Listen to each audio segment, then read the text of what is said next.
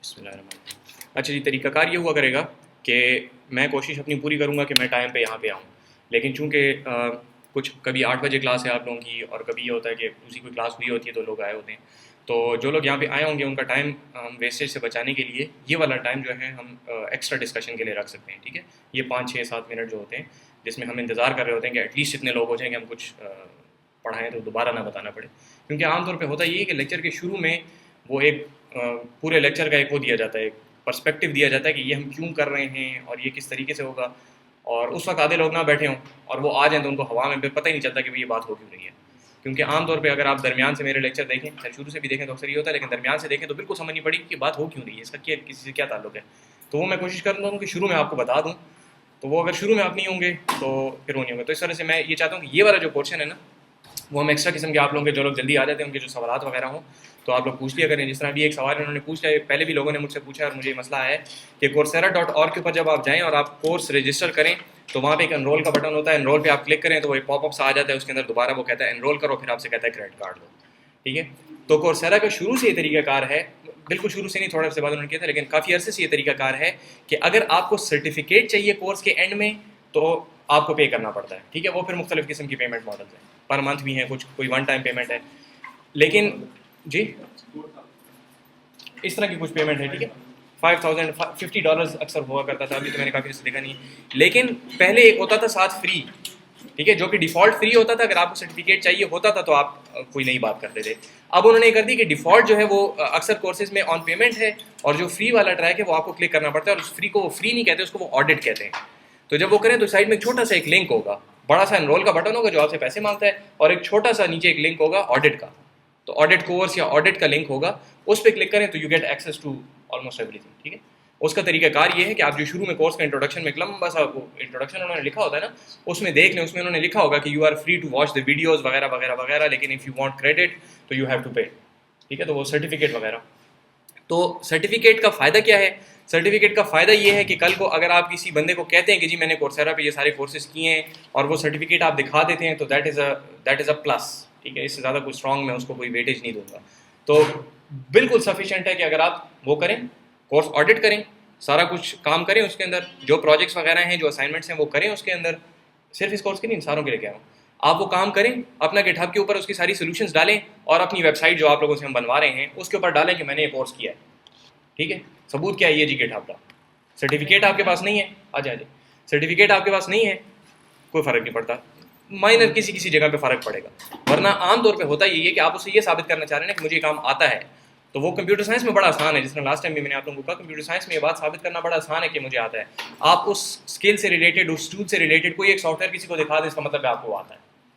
ठीक है, तो सर्टिफिकेट और फील्ड्स में ज़्यादा ज़रूरी है, हमारी फील्ड में इतना को वो नहीं है, तो मैं रिकमेंड नहीं करूँगा कि आप उस सर्टिफिकेट के ऊपर पैसे लगाएं। हाँ, तो बहुत ज़्यादा आपके पास बच गए और वैसी फजूल कामों में आप लगाने लगे तो उससे बेहतर है कि सर्टिफिकेट ले लें। ठीक है, तो ऐसे उस पर पैसे लगाने की कोई ऐसी ज़रूरत नहीं है। ठीक है जी, तो ऑडिट का लफ्ज़ जो है वहाँ पे ढूंढें और उसके ऊपर क्लिक करें। किसी कोर्स में अगर ऑडिट ना मिले तो फिर मुझे बताएं कि फ़लाँ कोर्स हम करने की कोशिश कर रहे हैं और इसके ऊपर हमें नहीं मिल रहा, तो फिर देखेंगे कि आया वाकई वो फ्री नहीं है, तो फिर उसका कोई अल्टरनेटिव निकाल लेंगे। किसी एक यूनिवर्सिटी ने पेमेंट पे रखा तो किसी और ने फ्री पे भी फिर रखा होगा, और सर पे तो हर किस्म की यूनिवर्सिटी आती है ना, तो हर किस्म की तो नहीं, लेकिन तकरीबन सारी अच्छी यूनिवर्सिटीज़ हैं, लेकिन मुख्तलिफ यूनिवर्सिटीज़ हैं, मुख्तलिफ मुल्कों की हैं। किसी एक यूनिवर्सिटी का अगर पेड है, किसी और यूनिवर्सिटी का उसी जैसा फ्री भी मिल जाएगा। ठीक है, तो कोई स्पेसिफिक केस हो तो बताएं, लेकिन पहले ऑडिट का लफ्ज़ उस पर ढूंढें। ठीक है जी, अच्छा जी, अभी हम करना चाह रहे हैं एसेंशियली थोड़ा सा टेक्निकल काम शुरू करना चाह रहे हैं। लास्ट टाइम तो हमने कोई बात की नहीं थी। ये जो डिस्कशन चल रही है हमारी बेसिकली इस बारे में होगी, अब एक बिगर पिक्चर हम लेना चाह रहे हैं। उससे पहले मैं आपको बता दूं कि मैंने स्क्रीन ऑन नहीं की, आपको बता भी है जनाब, नज़र आ रहा है सबको? अच्छा जी, ये थोड़ा सा डिस्क्लेमर है, ये लेक्चर, मैं अपने लेक्चर जो हैं वो रिकॉर्ड करता हूँ, तो कभी किसी सेक्शन के ऊपर रिकॉर्डिंग आ जाती है, कभी किसी सेक्शन के ऊपर आ जाती है। तो जब आप लोगों के उसके ऊपर होगा तो ऑब्वियसली बिकॉज ये कैमरा जो है मेरे अपने लैपटॉप का है, तो इसमें आप लोगों की शक्ल वगैरह नहीं आ रही, आप लोगों की आवाज़ जो करीब से बोलेंगे तो आवाज़ आ सकती है। तो अगर किसी को एतराज़ हो तो वो आहिस्ता अल्फाज में सवाल करें। ठीक है, मैं सवाल रिपीट कर दूंगा ताकि बाकी क्लासमेट्स को भी सुनाई दिया जाए, और जो मैं जवाब दे रहा हूँ तो कोशिश करूँगा कि चूँकि रिकॉर्डिंग मकसद ये है कि आप लोगों के लिए भी रिकॉर्ड रहे कल को, ऑल्दो कि आप लोगों को शायद दिया ना जाए, उसका भी फैसला नहीं हुआ कि आप लोगों को देना है कि नहीं देना। आप लोगों के साथ during the course video share करनी है कि नहीं करनी, लेकिन और लोगों के लिए फ़ायदेमंद हो सकता है। तो बहरहाल थोड़ा सा प्राइवेसी कंसर्न इसमें थे तो मैंने आप लोगों को बता दिया, ठीक है। किसी को इसमें वो हो तो हम लोग कोशिश कर रहे हैं कि एक सेटअप कर लें जिसके अंदर सीलिंग माउंटेड कैमरे के ज़रिए से ये करें, तो वो जब होगा तो आप लोगों को नज़र भी आ जाएगा और आप लोगों को बता दिया जाएगा कि अब थोड़ा सा मसला ज़्यादा हो गया, तो जिनको कंसर्न हो तो वो पीछे बैठ सकते हैं, ठीक है। बहरहाल हम जो अभी करना चाह रहे हैं वो है बेसिकली थोड़ा सा हम बिग पिक्चर लेना चाह रहे हैं कि कंप्यूटर साइंस क्या चीज़ है और कंप्यूटर साइंस किस तरीके से लिंक करती है बाकी सारी की सारी दुनिया के साथ, ठीक है। तो ये लेक्चर और इससे अगला लेक्चर जो है, these are big picture lectures, ठीक है। हम आपको ये बताना चाह रहे हैं कि हम आगे जो काम करने वाले हैं इस कोर्स में और कोर्सेज में, उनका आपस में क्या ताल्लुक है, ठीक है। तो ये बेसिकली ताल्लुक वाले लेक्चर्स हैं। तो इसमें बहुत सारी बातें इस तरीके से आएंगी जो कि आप लोगों को शायद समझना है, स्पेशली वो लोग जो कि कंप्यूटर साइंस के अंदर बिल्कुल नए हैं, ठीक है। तो घबराने की कोई ज़रूरत नहीं है इस लेक्चर में, और अगले लेक्चर में घबराने की कोई ज़रूरत नहीं, उसके बाद आप लोग घबरा सकते हैं। यहाँ पे आप लोगों को बिग पिक्चर क्लियर होनी चाहिए कि बात क्या हो रही है, ठीक है। ताल्लुक आपस में चीज़ों का किस तरीके से बन रहा है। अगर कोई स्पेसिफिक पॉइंट समझ नहीं आ रहे, सवाल बिल्कुल पूछें। सवाल पूछने से मैं मना नहीं कर रहा, मैं नहीं कह रहा कि भाई आपको समझ नहीं आ रही तो बस चुप करके बैठे सवाल ना करें। सवाल बिल्कुल करें, लेकिन उससे परेशान ना हो कि जी ये तो बहुत ज़्यादा बातें अचानक आ गई और हमें समझ नहीं आ रही, ठीक है। समझ आ रही है। इसके ऊपर आज के लेक्चर में इंशाल्लाह बात हो रही है कि ये हम क्यों कर रहे हैं और बेसिक उसकी वजह सामने आ जाएगी। लेकिन again this is the big picture. इसमें आपको ओवरऑल बड़ा कॉन्सेप्ट जो है वो क्लियर होना चाहिए। स्पेसिफिक्स जो हैं वो इतनी ज़्यादा इंपॉर्टेंट नहीं है, ठीक है। जैसे जैसे हम बात करते जाएंगे आपको समझ आ जाएगी कि स्पेसिफिक्स क्यों इंपॉर्टेंट नहीं है, क्योंकि वो स्पेसिफिक्स बेसिकली हमने दोबारा आपको बतानी है, ठीक है। तो बहरहाल हम बात शुरू करते हैं। किसी भी फील्ड को शुरू करने से पहले हमें ये पता होना चाहिए कि उस फील्ड का नाम क्या है और उसका वो नाम क्यों है, ठीक है। आप अगर डिफरेंशियल ज्योमेट्री पढ़ते हैं तो डिफरेंशियल ज्योमेट्री में ज्योमेट्री का क्या मतलब है, डिफरेंशियल का क्या मतलब है, किसी वजह से नाम रखा होगा ना उस फील्ड का, ये तो क्यों है। तो कंप्यूटर साइंस के अंदर दो अल्फाज हैं, कंप्यूटर और साइंस। आप लोगों को याद होगा मैंने आप लोगों को बताया था कि ये जो कोर्स है इस कोर्स का नाम है इंट्रोडक्शन टू कंप्यूटिंग, ठीक है। ये ख्याल करें, ये अक्सर जगहों पे मसला होता है। अगर आपकी कहीं डिग्री विग्री में भी इंट्रोडक्शन टू कंप्यूटर्स लिखा हो तो उसको सही करवाएं। इस कोर्स का नाम है इंट्रोडक्शन टू कंप्यूटिंग, ठीक है। और वो वजह अभी हम देखना चाह रहे हैं कि इसका नाम इंट्रोडक्शन टू कंप्यूटर्स क्यों नहीं है, ठीक है। किसी किसी जगह पे इंट्रोडक्शन टू कंप्यूटर्स भी ऑफर होता है, लेकिन हम इंट्रोडक्शन टू कंप्यूटिंग ऑफर कर रहे हैं। तो उसके समझने से पहले ये देखें कि ये जो फील्ड है इसका नाम है कंप्यूटर साइंस, ठीक है। दो अल्फाज हैं। पहले साइंस को लेते हैं कि आया कंप्यूटर साइंस के अंदर साइंस है कि नहीं। तो कंप्यूटर साइंस के अंदर साइंस बहुत थोड़ी है, ठीक है। कंप्यूटर साइंस के अंदर जो लफ्ज़ कंप्यूटर है उसकी तरफ बाद में आते हैं। साइंस जो है, तो साइंस किसको कहा जाता है कि आपके पास एक स्पेसिफिक सेट ऑफ रूल्स होते हैं। उन स्पेसिफिक सेट ऑफ रूल्स के ऊपर आप कोई थ्योरी पेश करते हैं, उस थ्योरी के लिए कोई एक्सपेरिमेंट फॉर्म करते हैं, उस एक्सपेरिमेंट को वेरीफाई करते हैं। अगर वो एक्सपेरिमेंट सही हो जाता है, वैसे ही रिजल्ट देता है जैसा कि आप एक्सपेक्ट कर रहे थे, तो आपकी थ्योरी वो और स्ट्रेंथन हो जाती है, ठीक है। बेसिकली इस तरीके से साइंस काम करती है, चाहे जिस भी एरिया की साइंस हो। कंप्यूटर साइंस में इस सेंस में साइंस बहुत थोड़ी है। आपके पास hardly 5 to 10% of computer science deals with actual science, ठीक है। तो ये साइंस का लफ्ज़ जो है ये यहाँ पे बहुत कम है, ठीक है। मोस्टली इट्स अबाउट इंजीनियरिंग, ठीक है। इंजीनियरिंग से क्या मुराद है कि आपके पास रियल वर्ल्ड कंस्ट्रेंट्स होंगे और उन रियल वर्ल्ड कंस्ट्रेंट्स के अंदर रहते हुए आपको अपनी नॉलेज को अप्लाई करना होगा, ठीक है। जिस तरह एक पुल बनाना होता है ना, तो पुल बनाने में कौन सी बड़ी बात है, सरिया खड़ा करो, उसके ऊपर सीमेंट डालो, पुल बन गया, ठीक है। लेकिन उसमें रियल वर्ल्ड कंस्ट्रेंट्स हैं। इसके ऊपर से कितनी गाड़ियाँ गुजरेंगी, ठीक है। इसके ऊपर से टैंकर हमने गुजारने छोड़ने कि नहीं छोड़ने, उसका साइंस से कोई ताल्लुक नहीं, उसका इंजीनियरिंग से ताल्लुक है। ये काम हमने कितने टाइम में पूरा करना है। साइंस के अंदर आपका जो मॉडल है कि कितना वेट आता है उसके ऊपर और पुल के अंदर कितना आपने सरिया डालना है, इसका टाइम से कोई ताल्लुक नहीं है, ठीक है। लेकिन हमने कितने टाइम में ख़त्म करना, ये इंजीनियरिंग का प्रॉब्लम है। तो इंजीनियरिंग एसेंशियली कहते हैं अपनी नॉलेज को रियल वर्ल्ड कंस्ट्रेंट्स के अंदर रहते हुए अप्लाई करना, ठीक है। इंजीनियरिंग ये डेफिनेशन हम यहाँ पे भी बना रहे हैं। तो कंप्यूटर साइंस की इंजीनियरिंग क्यों है। आपके पास एक क्लाइंट आया, क्लाइंट ने आके आपको कहा कि जी मेरे जहन में ये मोबाइल ऐप का एक आइडिया आया है, ठीक है, और बड़ा ज़बरदस्त आइडिया, आज तक किसी ने नहीं किया, लेकिन बड़े अरसे से मेरे जहन में आइडिया और बहुत सारे लोगों के जहन में ये आइडिया था, लेकिन अभी तक टेक्नोलॉजी इतनी अच्छी नहीं थी, मोबाइल्स के अंदर इतनी पावर नहीं थी कि हम ये एप्लीकेशन डिप्लॉय कर सकते, ठीक है। मिसाल के तौर पे गूगल मैप्स की एग्जांपल ले लें, कुछ साल पहले तक कि अगर आप वो नोकिया के वो जो 3310 था उसके ऊपर गूगल मैप्स डिप्लॉय करने की कोशिश करें तो ऑब्वियसली आप नहीं कर सकते। हो सकता है किसी के जहन में पहले से आइडिया हो। जब स्मार्टफोन आ गए तो अब स्मार्टफोन जैसे ही रिलीज हुआ और मार्केट के अंदर उसका एक बूम आया, तो मैप्स वालों ने कहा कि अब इसकी ऐप बनाने की ज़रूरत है और 2 महीने के अंदर अंदर बनाने की ज़रूरत है। अगर हमने 2 महीने के अंदर नहीं बनाई तो कोई और कंपनी बना लेगी और जिसने पहले बनाया अक्सर मार्केट उसी के पीछे चली जाएगी। ठीक है, क्योंकि जो पहले आता है तो सब लोग उसी के नाम के साथ वो टेक्नोलॉजी बेसिकली एसोसिएट कर देते हैं। ठीक है, तो अब ये 2 महीने का जो कंस्ट्रेंट आ गया इसका साइंस से कोई ताल्लुक नहीं है। ठीक है, मैप्स की एप्लीकेशन बनाना उसका जो भी तरीकाकार है, अगर आप वो 3 साल में बनाए या 4 साल में बनाए उसका तरीका वही रहेगा। इसमें इंजीनियरिंग का एस्पेक्ट ये है कि अब आपने 2 महीने के अंदर अंदर बनानी, वरना उसके बाद ये चीज़ फालतू है। तो कंप्यूटर साइंस के अंदर मोस्ट इंपॉर्टेंट चीज़ जो होती है अक्सर केसेस में वो उसके इंजीनियरिंग के एस्पेक्ट्स होते हैं। ठीक है, समझ आ रही बात की? तो इट्स मोस्टली अबाउट इंजीनियरिंग, लेकिन इसको हम कंप्यूटर इंजीनियरिंग इसलिए नहीं कह सकते क्योंकि कंप्यूटर इंजीनियरिंग की एक और फील्ड ऑलरेडी एग्जिस्ट करती है। ठीक है, जो कि किसी और चीज़ के साथ डील करती है। अच्छा, दूसरी जो चीज़ है इसके अंदर जिसके साथ हम डील करते हैं दैट इज आर्ट। ठीक है, आर्ट इस वजह से क्योंकि ये वो नहीं है कि आपने दीवार के ऊपर कोई पेंटिंग बनानी है। ठीक है, पेंट के वो डब्बे फेंक के। आर्ट से मुराद ये है कि इसके अंदर आपकी क्रिएटिविटी की ज़रूरत होती है। कभी इस तरीके से प्रॉब्लम्स आएंगे कि आपके पास सेट ऑफ रूल्स मौजूद ही नहीं होंगे, आपने अपनी इंजीन्यूटी से, अपनी क्रिएटिविटी के जरिए से उस प्रॉब्लम को सॉल्व करना होगा, कोई नया तरीका निकालना होगा, या गिवन द इंजीनियरिंग कंस्ट्रेंट्स आपने एग्जिस्टिंग तरीके को एक नए क्रिएटिव तरीके से अप्लाई करना होगा। ठीक है, समझ आ रही है? तो computer science is mostly about engineering, a lot about art and very little about science. समझ आ रही बात की? ठीक है, तो ये साइंस वाला लफ्ज़ तो हमारे इसमें खत्म हो गया। इसको हम कंप्यूटर आर्ट इसलिए नहीं कह सकते क्योंकि फिर लोग कहेंगे कि जी आप तो शायद कोई पेंटिंग बनाते हैं कंप्यूटर में और कुछ नहीं होता। तो हमारे पास लफ्ज़ नहीं है, इस वजह से इसका नाम कंप्यूटर साइंस है। ठीक है जी, बात क्लियर है? ये तो थोड़ी सी फिलोसॉफिकल बहस थी कि इसके अंदर होता क्या है, लेकिन ये थोड़ी सी अब टेक्निकल बात है कि इसके अंदर जो दूसरा लफ्ज़ है कंप्यूटर का, तो इसके ऊपर बहस से पहले आप ज़रा मेरे एक सवाल का जवाब दें कि आप लोगों ने ज्योमेट्री पढ़ी है? ज्योमेट्री पढ़ी है। ज्योमेट्री में हम क्या चीज़ स्टडी करते हैं? एंगल्स, शेप्स, फिगर्स और ग्राफ्स।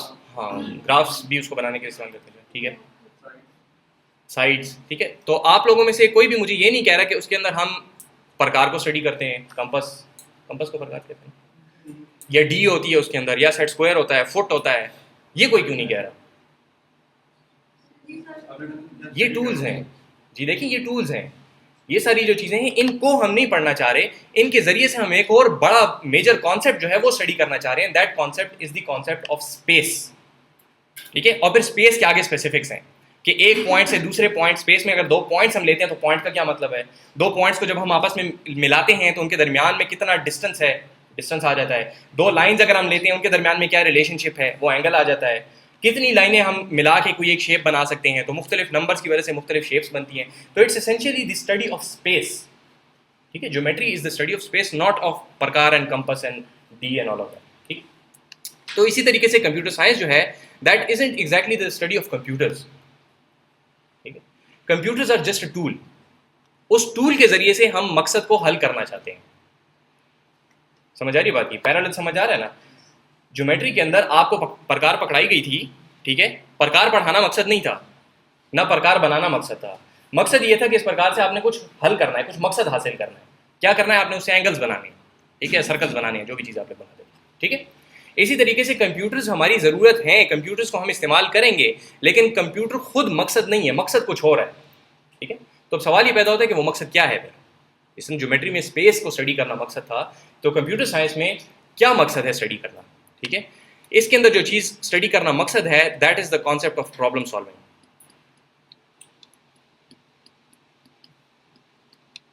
ठीक है, ये समझ आ रही मेरी राइट? तो जो कॉन्सेप्ट है that is to study how to solve problems. ठीक है, computers are just a tool to do that.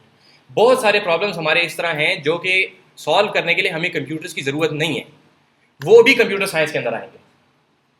ठीक है, बहुत सारे प्रॉब्लम्स ऐसे हैं जो कि इतने ज़्यादा कॉम्प्लिकेटेड हैं या इतनी ज़्यादा कंप्यूटेशन मांगते हैं कि वो एक स्पेसिफिक कंप्यूटेशनल डिवाइस के बगैर हम कर नहीं सकते। तो उसके लिए हम कंप्यूटर इस्तेमाल करेंगे क्योंकि computer is a tool which is good for that task. ठीक है जी, बात क्लियर है? समझ आ रही है? तो हम जो मकसद हासिल करना चाह रहे हैं कंप्यूटर साइंस से that is to learn how to solve problems. ठीक है, कंप्यूटर्स खुद जो हैं those are just a tool. एक एग्जांपल मैं आपको दे दूं कि आप लोगों के पास यहाँ पे जिस तरह आप लोगों ने मशीन्स देखी हैं उस तरीके से आप लोगों के पास गूगल वालों के पास भी कुछ मशीनें होंगी। ठीक है, तो वहाँ पे जो जीमेल पड़ा होगा तो वो Gmail को इस तरह का कोई P3 सिस्टम तो नहीं होगा ना वहाँ पे कि उसके अंदर सारे लोगों के वो आ रहे होंगे, ठीक है। वहाँ पे क्या होता है कि बहुत सारी मशीन्स होती हैं और वो इस तरीके से रखी होती है, जिस तरह हमारे यहाँ पे बुक शेल्फ्स है ना लाइब्रेरी में, उस तरीके से वहाँ पे शेल्फ्स होते हैं जिनको कहा जाता है रैक्स, ठीक है, टेक्निकल टर्मिनोलॉजी है रैक्स की। उन रैक्स के अंदर सर्वर मशीन्स लगी होती हैं जो कि बड़ी हाई पावर्ड किस्म की सर्वर मशीन्स होती हैं। अब वो सर्वर मशीन्स वहाँ पे बहुत सारी पड़ी हुई हैं और एक CPU आप लोगों को अंदाजा होगा कि कितना हीट जनरेट करता है, ठीक है। अगर इस कमरे में हम 5 CPUs रख लें तो ये AC जो कि ऑलरेडी काम नहीं करते, आज तो खैर अच्छा काम कर रहे हैं क्योंकि बाहर मौसम अच्छा है, ये AC जो है बिल्कुल बेकार हो जाएंगे अगर आप यहाँ पे 5 फुल फ्लैज CPUs ला के रख दें तो, ठीक है। इतनी हीट कंप्यूटर जनरेट करता है। तो अगर आपके पास 5000 सर्वर मशीन हो जो कि इनसे ज़्यादा हीट जनरेट करती हैं तो वो उस जगह पे कितनी ज़्यादा गर्मी जनरेट करेंगी। तो अब ये एक प्रॉब्लम है कि इस हीट को कैसे डिसिपेट किया जाए, इसके ऊपर किस तरीके से एयर फ्लो बनाया जाए, किस तरीके से एयर कंडीशनिंग की जाए कि अगेन इंजीनियरिंग का कॉन्सेप्ट, खर्चा भी कम आए, ठीक है, बिजली का खर्चा भी कम आए, ऐसा ना हो कि सारा रेवेन्यू हम बिजली के बिल में ही दे रहे हो, और ये चीज़ जो है ये ठंडी भी रहे ताकि कंप्यूटिंग मशीन जो है वो एफिशिएंटली परफॉर्म कर सकें, ठीक है। तो अब इस प्रॉब्लम का कि पंखे कैसे लगाने हैं, एयर फ्लो कैसे करना है, इसका कंप्यूटर से कोई ताल्लुक नहीं है। हम कंप्यूटर को ठंडा करना चाह रहे हैं लेकिन वो ऐसा ही है जैसे कोई आपने बकरी बांधी हुई और आप कह रहे हैं कि इसको गर्मी ना लगे, ठीक है। तो उसको हम ठंडा करना चाह रहे हैं, इसका कंप्यूटर से कोई ताल्लुक नहीं है, लेकिन this is also a field of computer science, ठीक है। अब यहाँ पे हमारा टूल क्या है, वो पंखे और एयर कंडीशनर है, और लोग इसके अंदर भी कंप्यूटर्स घुसा है, लेकिन बाहर होपफुली आप समझ गए होंगे कि जिस भी किस्म का प्रॉब्लम आपके सामने आता है तो that falls in the domain of computer science, ठीक है। आपके पास अगर ये प्रॉब्लम आता है कि हमारे यहाँ पे एडमिशंस क्यों कम हो रहे हैं, that is the subject of computer science, ठीक है।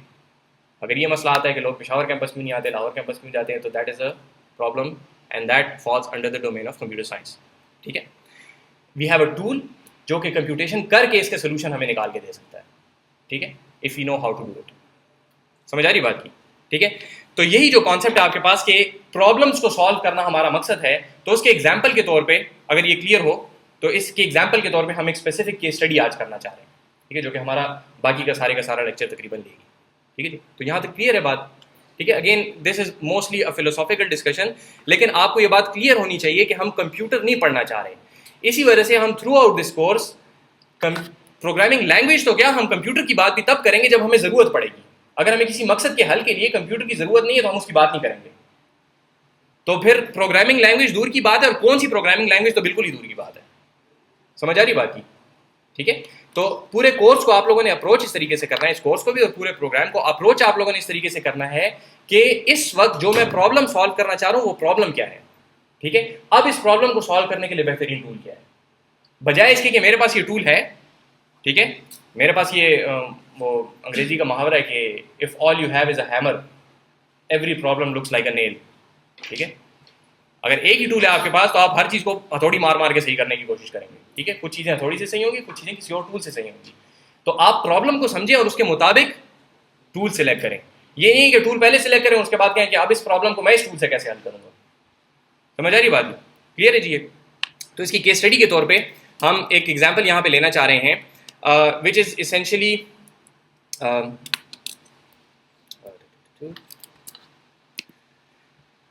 जीमेल का इंटरफेस आप लोगों ने देखा है अभी तक, ठीक है। जिन लोगों ने पहले नहीं देखा था तो अभी देख लिया है, ईमेल वगैरह जो आप करते हैं, ठीक है। अगर नहीं देखा तो मैं अभी आप लोगों को दिखा रहा हूँ कि जब आप अपना ईमेल का क्लाइंट खोलते हैं और उसके अंदर कंपोज मेल पे क्लिक करते हैं, आपने किसी को मेल भेजनी है, तो आपको इस किस्म की एक विंडो सी नजर आती है अपने ब्राउजर के अंदर, ठीक है, जिसके ऊपर लिखा होता है न्यू मैसेज, और नीचे टू की फील्ड में आप उस बंदे का नाम लिखते हैं जिसको आपने मेल करनी है, ठीक है जी। तो अब हुआ ये कि मैंने यहाँ पे टू में आके किसी बंदे को मेल करनी है जिसका नाम के से शुरू होता है, ठीक है, या नाम में कहीं पे के आता है, मुझे याद नहीं है कि उसका एग्जैक्ट नाम क्या था, ठीक है, कोई कंपनी थी शायद या इस किस्म की कोई चीज़ थी, ठीक है। तो नाम मुझे एग्जैक्ट याद नहीं है, मुझे मिला था लेकिन के कहीं पे आता था बीच में, मुझे याद नहीं है। तो मैं क्या करता हूँ, यहाँ पे आके के प्रेस करता हूँ तो क्या होता है ज़रा हम उसको देखना चाह रहे हैं, ठीक है। तो ये कर्सर वहाँ गया, मैंने के प्रेस किया और ये एक इसने मुझे यहाँ पे सजेशंस दे दी, ठीक है जी।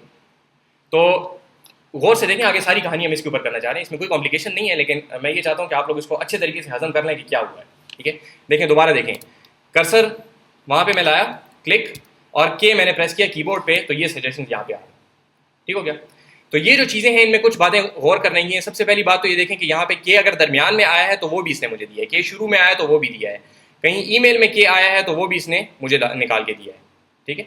तो ये के वाले कॉन्टैक्ट्स हैं, बड़ी वेग सी बात है कि बस के से रिलेटेड कोई कॉन्टैक्ट्स थे वो इसने मुझे निकाल के दिए, नंबर एक।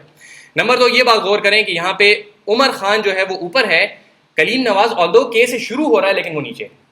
जो इसने सजेशंस मुझे दी हैं उसके अंदर उमर खान ऊपर है और कलीम नवाज नीचे है। ठीक है, कलीम साहब आप लोगों को लैब करवा रहे हैं?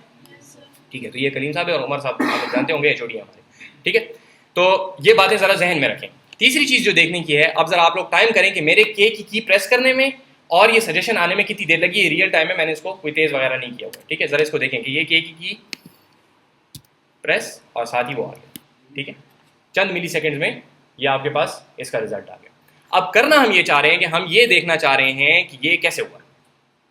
ठीक है, ये हुआ कैसे, ये जो इसको सजेशंस आई हैं ये कैसे इसको पता चला कि यहाँ पे मैंने ये चीज़ें करनी है। तो ये अब हमारे एक प्रॉब्लम है कि given the key press of के सजेस्ट कॉन्टैक्ट्स के वाले कॉन्टैक्ट्स। ठीक है, मैं जानबूझ के एम्बिगुअस बात कर रहा हूँ, आगे इसके ऊपर मैंने कोई बात नहीं। ठीक है जी, बात क्लियर है? प्रॉब्लम क्या है? अब इस प्रॉब्लम को हम कैसे सॉल्व करेंगे?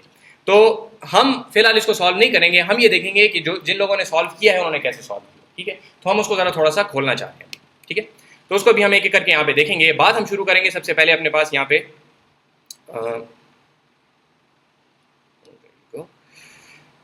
हमारे पास जो जिससे मैंने बात शुरू की थी, कंप्यूटर बेचारा तो बैठा हुआ था ना अपना आराम से, कीबोर्ड, कंप्यूटर तो अपना आराम से बैठा हुआ था, मैंने आके वैसे ही उसको एक के दबा दिया ना वहाँ पे। ठीक है, के मैंने जब दबाया तो कीबोर्ड के अंदर कोई इस तरीके से कोई कॉन्टैक्ट्स थे, वो की के प्रेस होने की वजह से इस तरीके से दोनों आपस में हो गए और कोई इलेक्ट्रिक सिग्नल जो है वो सीपीयू की तरफ गया। ठीक है जी, जो लोग कंप्यूटर साइंस में बिल्कुल नए हैं, जिनको इस किस्म की चीज़ों में कॉम्प्लिकेशन हो तो हाथ खड़ा करें और मुझे कहें कि हमें ये समझ नहीं आई।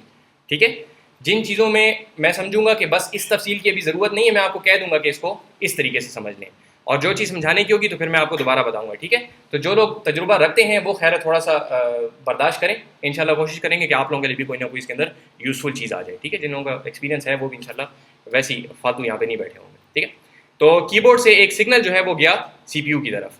तो सीपीयू इसेंशियली वो चीज़ है आपके पास जिसको आप प्रोसेसर कह सकते हैं, मैं सीपीयू यहाँ पे लिख रहा हूँ, जो कि आपके के तमाम हार्डवेयर के साथ इंटरेक्शन करता है और सारा हार्डवेयर उसके साथ बात करता है। ठीक है, एक किस्म का। ठीक है, अगेन इसके अंदर थोड़ी बहुत बातें मैं जानबूझ के एक किस्म की गलत करूँगा for the sake of simplicity. ठीक है, तो बात ऐसी नहीं है, लेकिन बात समझाने के लिए for the sake of simplicity हम इस तरह ले रहे हैं कि सीपीयू तमाम चीज़ों को हैंडल करता है। ठीक हो गया? अब सीपीयू के पास एक सिग्नल आया। ठीक है, अब सीपीयू गरीब को ये नहीं पता कि मैं इसके साथ क्या करूँ। सीपीयू बैठा हुआ है, सीपीयू इंटेल वालों ने बनाया था, उनको क्या पता इसके साथ मैं क्या करूँ। ठीक है, एक सिग्नल आया, मैं इसके साथ क्या करूँ, सीपीयू गरीब नहीं समझता। तो सीपीयू क्या करता है, वो अपने पास उसके एक मेमोरी लगी होती है जिसके अंदर बेसिकली वो अपनी तमाम की तमाम यादाश्त रखता है, जो बात उसके साथ होती है वो उसके अंदर रखता है और उसके अंदर से वो बेसिकली इंफॉर्मेशन निकाल के उसके ऊपर डिसीजंस लेता है। तो अभी ये क्या करेगा, अगर नहीं है तो काइंडली किसी पीएन को पकड़ें, उसको कहें कि कुर्सियाँ ले आओ। ठीक है, एक यहाँ पे भी आ गया है।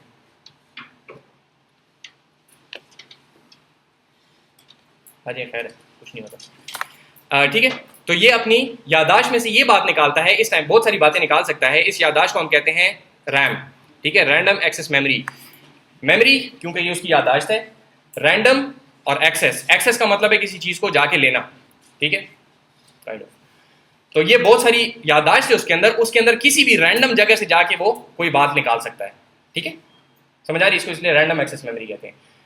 तो रैंडम एक्सेस मेमोरी से जाके एक बात निकालेगा। वो बात क्या है कि मुझे ये बताओ कि मैं जो यहाँ पे मशीन रन हो रहा हूँ तो मेरे यहाँ पे मेन सॉफ्टवेयर कौन सा है जो हर बात में समझता है। ठीक है, डायरेक्टर साहब कौन है जिसको मैं जाके हर मसला उसके सर पे रखूंगा। ठीक है, तो रैम से इसको ये पता चलता है कि यहाँ पर एक सॉफ्टवेयर है जिसका नाम है ऑपरेटिंग सिस्टम। ठीक है, ऑपरेटिंग सिस्टम क्या करता है, ये सारे सिस्टम को ऑपरेट करता है। ठीक है, यही ऐसा सिस्टम होता है जो कि सारे के सारे कंप्यूटर को ऑपरेट करता है, उसको चलाता है। ठीक है, इसको ऑपरेटिंग सिस्टम कहते हैं। ठीक है जी, यहां तक बात क्लियर है। तो सीपीयू को यह पता चल गया कि हाँ जी, ये जो सिग्नल आया है ये मैं ऑपरेटिंग सिस्टम को दे दूंगा, वो जाने उसका काम जाने। ठीक है, ये थीम बार बार चलेगी। अच्छा, इसको देखें कि हर बंदा ये कहेगा कि मुझे समझ नहीं आ रही, मैं किसी और के हवाले कर देता हूँ काम। ठीक है, ये आगे पूरे लेक्चर में यही बात होती रहेगी, तो इस बात को समझिए, बड़ी ज़रूरी बात है। ठीक है, अब ज़रा सा थोड़ी देर यहाँ पे हम एक छोटा सा एक ब्रेक लेते हैं और आपको ये बताते हैं कि ये वाला जो आपके पास अभी तक एस्पेक्ट चल रहा है, ये आप लोग स्टडी करते हैं कंप्यूटर आर्किटेक्चर के सब्जेक्ट में। ठीक है, कंप्यूटर आर्किटेक्चर का जब आपका कोर्स आएगा, पता नहीं 7वें सेमेस्टर में आता है कि 6ठे में आता है, कहीं बड़ी दूर जाके आता है, वहाँ पे आप ये स्टडी करेंगे कि ये काम किस तरीके से होता है। तो पूरे 4 महीने आप इसेंशियली ये वाले कॉन्सेप्ट सारे स्टडी करेंगे कि कीबोर्ड से चीज़ कैसे आती है, रैम से कैसे आती है, सीपीयू को कैसे पता चलेगा कि ऑपरेटिंग सिस्टम का है। ये सारी बातें कुछ ऑपरेटिंग सिस्टम में आती हैं और कुछ वहाँ पे आती हैं। ऑपरेटिंग सिस्टम जो है ये तो अपनी जगह पे एक 4थे सेमेस्टर में सब्जेक्ट है, ठीक है। यहाँ पे जो लैंग्वेज इस्तेमाल होती है वो C++ आप कह सकते हैं कि इस्तेमाल होती है इस जगह पे, ठीक है। ऑपरेटिंग सिस्टम भी C++ लैंग्वेज में लिखा होता है। मैं साथ साथ लैंग्वेजेस भी आपको बता रहा हूँ ताकि आपको एक अंदाज़ा हो जाए कि किस किस्म की लैंग्वेजेस किस जगह पे इस्तेमाल होती है, ठीक है, जिन लोगों को अंदाज़ा नहीं है। ठीक है जी, ये बात क्लियर है। तो हम पहुंच गए ऑपरेटिंग सिस्टम पे, और अब ऑपरेटिंग सिस्टम के बाद क्या होगा कि ऑपरेटिंग सिस्टम, लेट से आप फॉर सम रीज़न विंडोज़ इस्तेमाल कर रहे हैं, तो विंडोज़ को क्या पता कि मैं इस के साथ क्या करूं, ठीक है। आपने तो जीमेल के अंदर के किया ना, और याद करेंगे प्रॉब्लम क्या है कि इस के से रिलेटेड कॉन्टैक्ट्स, तो विंडोज़ को आपके कॉन्टैक्ट्स का क्या पता, ठीक है। तो ये ऑपरेटिंग सिस्टम जो है ये क्या करता है, ये फैसला करता है कि इस वक्त कौन सी एप्लीकेशन रन हो रही है, ठीक है। तो ऑपरेटिंग सिस्टम और उसके ऊपर एप्लीकेशन जो कि हमारा ब्राउज़र है, तो ये अब ये डिसाइड करता है कि हमारी कौन सी एप्लीकेशन इस वक्त रन हो रही है, ताकि मैं अपना गम जो है वो उसके सर पे डाल दूं।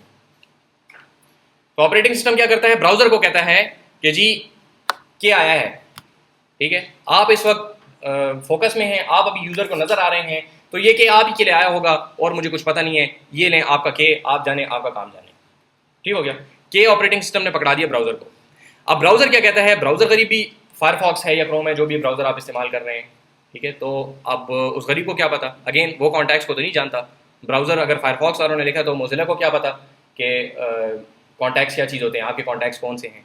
वो क्या करता है, इस ब्राउज़र के अंदर जो टैब इस वक्त लोडेड है और उस टैब के अंदर जो कोड जीमेल वालों ने हमें भिजवाया था, जो कि जावास्क्रिप्ट का कोड है, ठीक है। जावास्क्रिप्ट अगेन एक लैंग्वेज है जिसके अंदर कोड लिखा है जीमेल वालों ने। जब आपने gmail.com ऊपर लिखा था या mail.nu.edu.p के ऊपर लिखा था और वो गया था वहाँ से कुछ डाटा लेके आया था, तो उस वक्त वो कोड उसने एक जासूस साथ भिजवा दिया था कि वहाँ जाओ और मुझे सब कुछ बताना कि क्या हो रहा है, ठीक है। तो अब वो जासूस जो है वो चूंकि जीमेल की तरफ से आया हुआ है, तो उसको पता है कि आपके कॉन्टैक्ट से मतलब क्या है। कॉन्टैक्ट उसके पास भी नहीं है, लेकिन एटलीस्ट वो बात पे समझ गया, कहता अच्छा कॉन्टैक्ट चाहिए, लेकिन मेरे पास तो नहीं है, ठीक है। यहाँ तक क्लियर है बात। ब्राउज़र तक बात पहुंच गई, ठीक है। ब्राउज़र एक एप्लीकेशन है। अब ब्राउज़र भी लेट्स से फायरफॉक्स आप इस्तेमाल कर रहे हैं, मोज़िला कॉर्पोरेशन वालों ने लिखा हुआ है, तो ब्राउज़र को तो कॉन्टैक्ट्स का कॉन्सेप्ट नहीं है ना, उसको नहीं पता कॉन्टैक्ट्स किस चीज़ को कहते हैं या आपके कॉन्टैक्ट्स क्या हैं। वो तो गूगल वालों को पता है ना, क्योंकि आपने वहाँ ऐड किए हुए हैं, ठीक है। आप जिस किसी को मेल करते हैं तो गूगल अपने पास वो सेव करता जाता है कि आपने किस किस को मेल किया और उनका नाम वगैरह वगैरह क्या है, ठीक है। तो अब ये बात मोज़िला वालों को नहीं पता, तो वो तो ब्राउज़र के अंदर कोड नहीं कर सकते ना उसको, ठीक है। ना मोज़िला के सर्वर्स पे वो इन्फॉर्मेशन है, तो ब्राउज़र के इन्फॉर्मेशन से कोई ताल्लुक नहीं है, ठीक है। ब्राउज़र को ये पता है कि इस टाइम पे जो पेज मैंने लोड किया हुआ है उस पेज को शायद ये बात पता हो। उसको ये नहीं पता कि इसको पता है, लेकिन वो ये कहता है कि इसको शायद पता होगा क्योंकि इस वक्त यूज़र इसके साथ इंटरैक्ट कर रहा था, तो इसने जो काम भी किया तो इसी को कहने के लिए किया होगा। तो वो क्या करता है, उठा के उसके हवाले कर देता है, ठीक है। समझ आ रही बात की। तो जब वो उसके हवाले कर देता है तो वो कोड जो है इस बात पे समझता है कि जब मैंने टू की फील्ड के अंदर के दबाया है तो इसका मतलब मुझे के वाले कॉन्टैक्ट्स चाहिए। ये बात क्लियर है, ठीक है। वो जो कोड है वो इतनी बात पे समझता है कि जो टू का टेक्स्ट बॉक्स है जिसके अंदर आप टाइपिंग करते हैं, उसके अंदर अगर के प्रेस किया गया या कोई भी की प्रेस की गई तो उससे मिलते जुलते कॉन्टैक्ट्स अब मुझे नीचे डिस्प्ले करने हैं, लेकिन उसके पास वो कॉन्टैक्ट्स हैं नहीं, ठीक है। उसके लिए उसको गूगल को कहना पड़ेगा, क्योंकि लेट से मेरे अगर 4000 कॉन्टैक्ट्स हैं तो 4000 के 4000 यहाँ नहीं लाए जा सकते, जब चाहिए होंगे तब हम लेके आएंगे, ठीक है। हो सकता है आप सारा दिन मेल खोल के बैठे और किसी को मेल ना भेजनी हो तो कॉन्टैक्ट्स क्यों यहाँ पे आए, तो अब चाहिए हो गई, अब जरूरत पड़ गई उनकी, तो अब लाने पड़ेंगे जाके, ठीक है। तो हमारा बिगर प्रॉब्लम क्या था कि के वाले कॉन्टैक्ट्स को शो करो, ठीक है। अब उससे एक छोटा प्रॉब्लम आ गया हमारे पास कि के वाले कॉन्टैक्ट्स लेके आओ। पहले तो लेके आए, फिर सोचेंगे कि शो किस तरह करते हैं, ठीक है। बड़े प्रॉब्लम से हमने थोड़ा एक छोटा प्रॉब्लम बना लिया, ठीक है। लेकिन ये जो कोड यहाँ पे बैठा हुआ है, ये गरीब कहता है कि कॉन्टैक्ट्स तो मेरे पास है नहीं, अब मैं क्या करूंगा। ये कहता है कि जी मैं जीमेल से बात करता हूँ, जीमेल से कहता हूँ उसको पता होगा कॉन्टैक्ट्स कौन से इसके के वाले, ठीक है, वो जो जिसका जासूस है, ठीक है। अब इसने उसको खत भेजना है, ठीक है। उसको खत भेजेगा, उसमें लिखेगा बखिदमत जनाब प्रिंसिपल साहब मुझे के वाले सारे कॉन्टैक्ट भेज दें, ठीक है, आपकी बड़ी क्या होता है नवाजिश होगी, सही है।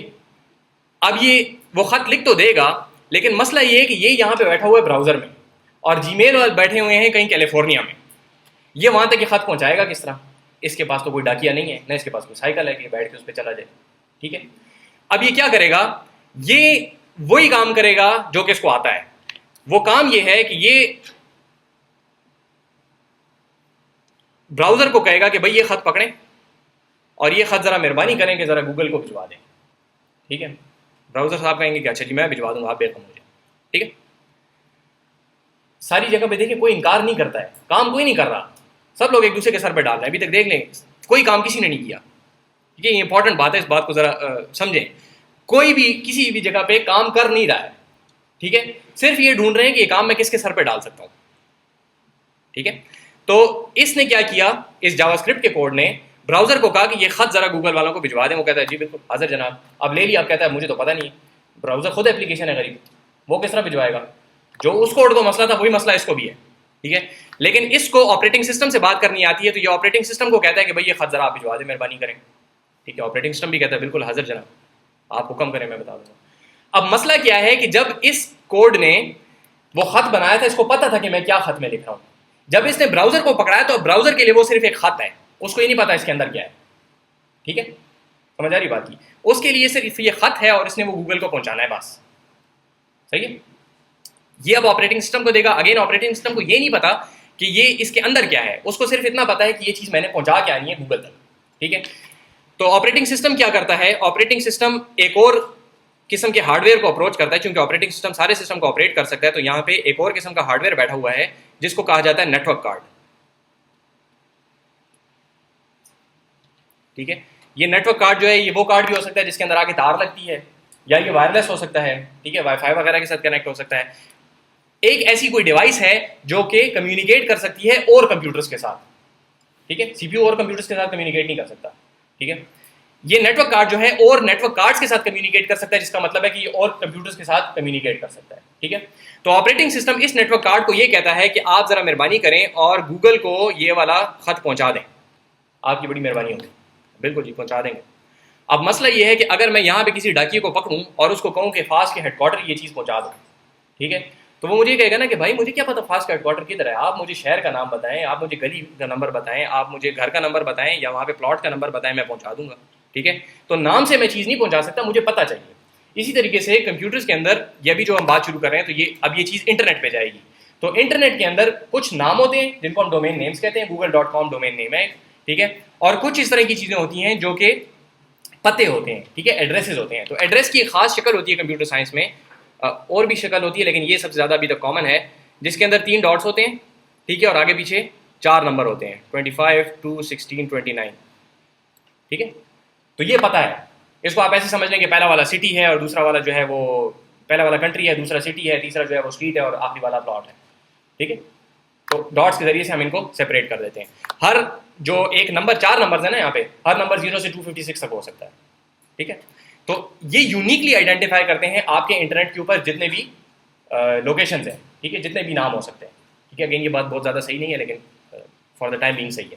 ठीक है, तो अब ये काम जो सॉफ्टवेयर ये काम करता है, जो कि गूगल से एक किसी नाम से उसका पता निकालता है, इसको कहा जाता है DNS, domain name server. Domain name होता है, इसके अंदर एक सर्वर होता है।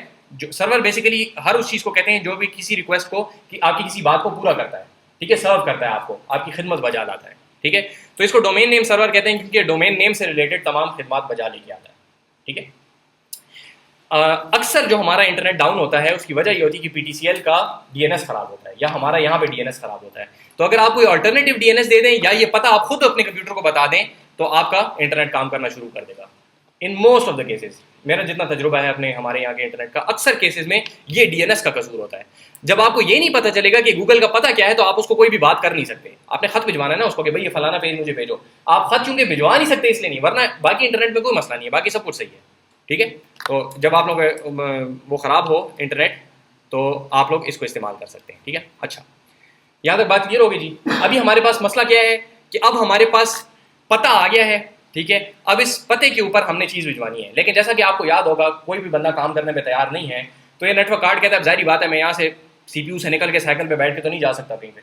ठीक है, तो ये क्या करेगा, ये अपने से करीब तरीन किसी बंदे को ढूंढेगा। ठीक है, उसको कहेगा कि यार ये खत ज़रा पहुँचा दो, तकलीफ नहीं करते हिलने की अपनी जगह से। ठीक है, ये ज़रा पहुँचा दो।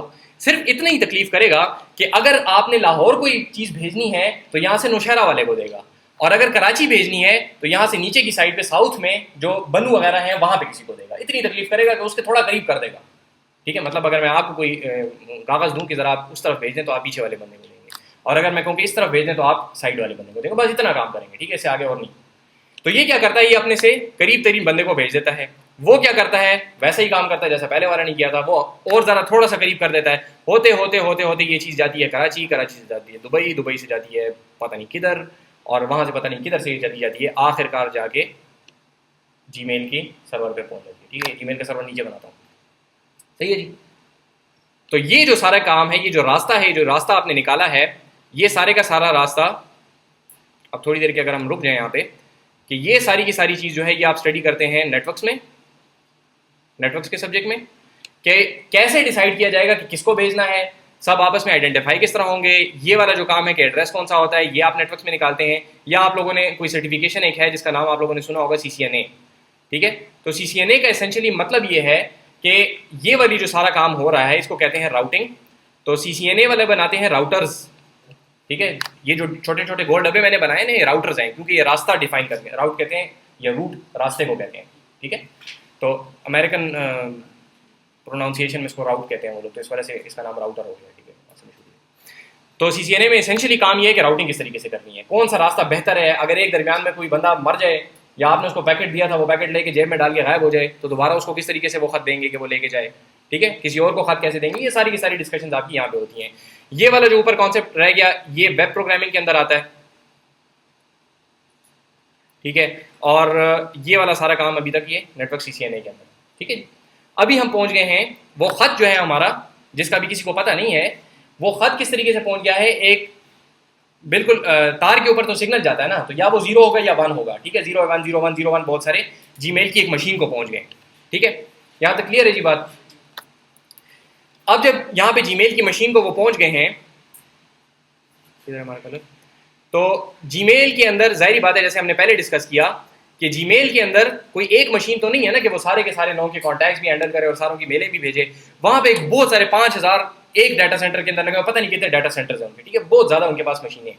तो ये वाली जो पहली मशीन जिसने खत लिया, उसने खत तो रिसीव कर लिया। ठीक है, जिस तरह रिसेप्शन पे कोई खत रिसीव कर ले, वो ये नहीं करता कि खुद ही खोल के उसको पढ़ना शुरू कर दे। वो क्या करता है कि वो सिर्फ ये डिसाइड करता है कि इसको कहाँ भेजना है आगे मैंने।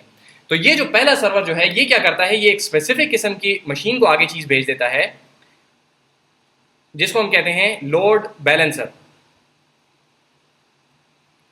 देखें, पीछे से लोड आ रहा है, पूरी दुनिया की रिक्वेस्टें आ रही हैं, मुझे ये दे दो, मुझे वो दे दो, मैंने ईमेल भेजनी है, मुझे मेल बताओ, अटैचमेंट डाउनलोड करो, अटैचमेंट अटैच करो, फलाना करो, ढींगना करो, बहुत सारी चीज़ें आ रही हैं। तो ये लोड बैलेंसर क्या करता है, ये आगे जो 5000 या 10,000 या जितनी भी हज़ारों की मशीनें हैं, उनमें से डिसाइड करता है कि कौन फारिग है या किसको मैं ये काम हवाले कर दूँ। अगेन खुद कुछ नहीं करेगा, ये क्या करेगा, उसके हवाले कर देगा।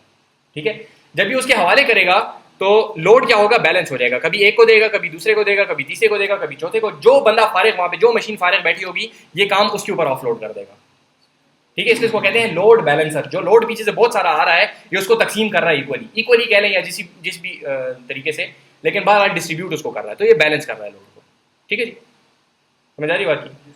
अच्छा, तो ये लोड बैलेंस हो गया, तो कुरा निकला इस मशीन के सर पे। ठीक है, ये गरीब फारिग बैठा हुआ था मेरी तरह, तो इसको उस लोड बैलेंसर ने कहा कि चलो भाई फारिग मत बैठो, ये के वाले कॉन्टैक्ट्स की रिक्वेस्ट आई है।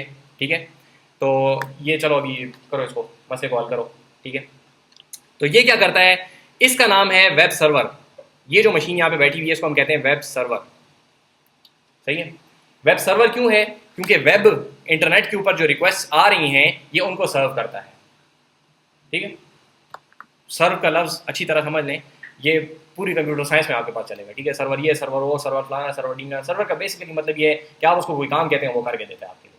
ठीक है, बस। तो ये वेब सर्वर है क्योंकि वेब से रिलेटेड काम करके देता है। सही हो गया। तो अब वेब सर्वर के पास बात आ गई, तो ये वैसी ही बात है जैसे हमारे कंप्यूटर की CPU को एक सिग्नल आया था ना, तो वो ये नहीं समझता था कि मैं इसके साथ क्या करूँ। तो ये वेब सर्वर वहाँ पे लिखा हुआ है, लेट्स से अपाचे वालों ने लिखा हुआ है, और इसको नहीं पता कि कॉन्टैक्ट्स का क्या मतलब है, ये कॉन्टैक्ट्स पे नहीं समझता। तो ये क्या करेगा, इसके ऊपर जैसे वहाँ पे हमारे पास एक एप्लीकेशन रन हो रही थी, वैसे यहाँ पे एक चीज़ रन हो रही होती है जिसको कहते हैं थ्रेड। ठीक है, तो थ्रेड का मतलब ये होता है कि आपके पास एक एप्लीकेशन है, ये वेब सर्वर एक एप्लीकेशन है, ठीक है। अगेन इसके नीचे ऑपरेटिंग सिस्टम होगा और सीपीयू होगा और रैम होगा, वो सारी चीज़ें होंगी, वो भी हम for the sake of simplicity अब गायब कर रहे हैं। तो वेब सर्वर के पास जब बात पहुंच गई तो ये ब्राउजर के इक्विवेलेंट है, जैसे वहां पे ब्राउजर था यहाँ पे वेब सर्वर है, ठीक है। तो वेब सर्वर के पास ये बात आई और अब वेब सर्वर ने बहुत सारी बातें हैंडल करनी होंगी, ठीक है। एक टाइम पे इसको हो सकता है 10 जगह से कॉन्टैक्ट्स की रिक्वेस्ट आ जाए, हो सकता है और भी कोई रिक्वेस्ट आ जाए। तो जैसे मैं यहाँ पे खड़ा हूँ तो मैं बहुत सारे काम कर रहा हूँ, ठीक है। एक मैं खड़ा हुआ हूँ, एक मैं बोल रहा हूँ, मैं अपने हाथ को कर रहा हूँ, ठीक है, और मैं साथ स्लाइड्स भी मूव कर रहा हूँ, ठीक है। तो ये सारे के सारे काम जो मैं कर रहा हूँ, तो दिमाग के अंदर मुख्तलिफ कंपार्टमेंट्स बने होते हैं, हर एक किसी एक काम को हैंडल कर रहा होता है, ठीक है। इसी तरीके से जब आपकी कोई एप्लीकेशन रन होती है तो उसके अंदर बहुत सारे मुख्तलिफ कंपार्टमेंट्स बने होते हैं, हर एक किसी एक काम को हैंडल कर रहा होता है। मिसाल के तौर पे MS वर्ड आप लोगों ने सब ने यूज़ कर लिया अब तक, ठीक है। जिन्होंने पहले नहीं किया तो उन्होंने भी कर लिया, और जो सर नहीं हिला रहे वो एक तरफ तो सर हिलाए ना, अच्छा कर लिया सब, ठीक है। तो जब आप Ctrl+S करते हैं या फाइल को सेव करते हैं तो उससे क्या होता है कि आप अपना काम भी कर रहे होते हैं और साथ साथ वो हार्ड डिस्क के ऊपर राइट भी हो रही होती है। तो अब ये दो अलग अलग काम आपका MS वर्ड कर रहा होता है। तो हर काम को करने के लिए जो पोर्शन होता है उसको थ्रेड कहा जाता है, ठीक है। जिस तरह कपड़े के अंदर बहुत सारे थ्रेड्स होते हैं ना, मिलके एक कपड़ा बनता है, ठीक है।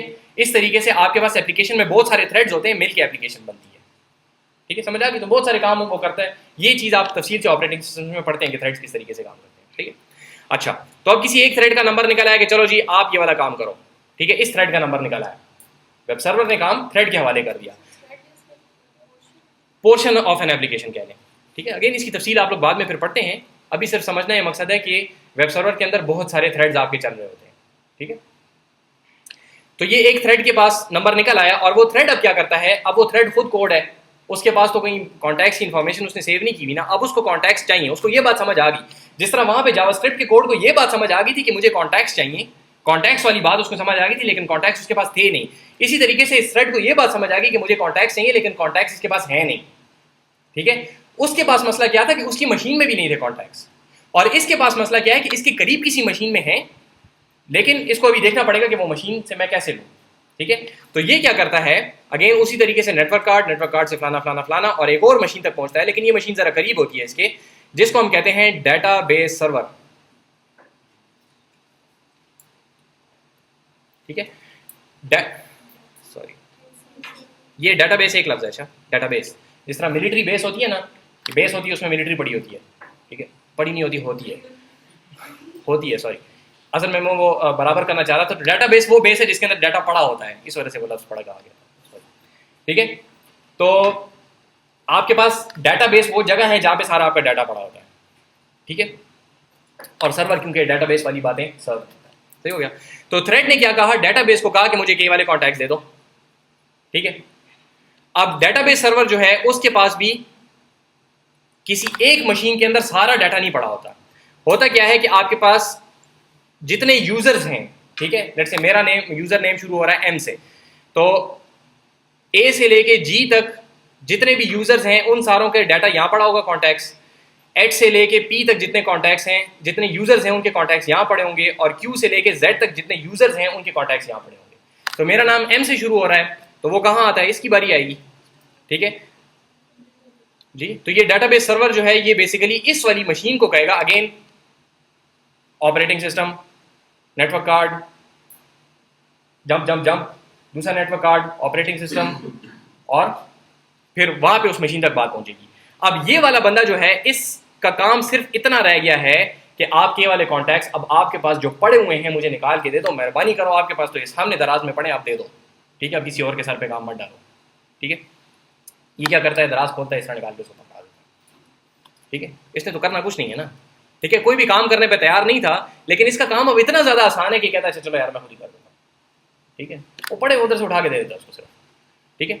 तो ये समझें कि वो जो हमारा कॉम्प्लिकेटेड मसला था वो मसला यहां तक पहुंचते पहुंचते बहुत छोटा रह गया। क्यों? क्योंकि कोई भी बंदा पूरे मसले को हल नहीं कर रहा था, लेकिन हर एक बंदा जो है वो मसले को छोटा करता जा रहा था।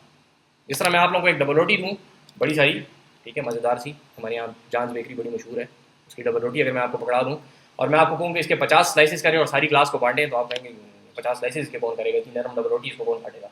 आप एक स्लाइस अपने लिए काट लेते हैं, साथ वाले को डबल रोटी पकड़ा देते हैं, पकड़ो अपने लिए स्लाइस काट लो, ठीक है। या आप उसको कहते हैं कि चलो 49 पीसेस तुम करो, वो भी यही बात करता है, कि भाई मैं 49 पीसेस किस तरह करूँ, एक स्लाइस काट लूँगा बस, इससे ज़्यादा मैं नहीं कर सकता, अपने लिए काटते थे, आगे भी दूसरे को हवाले कर देते।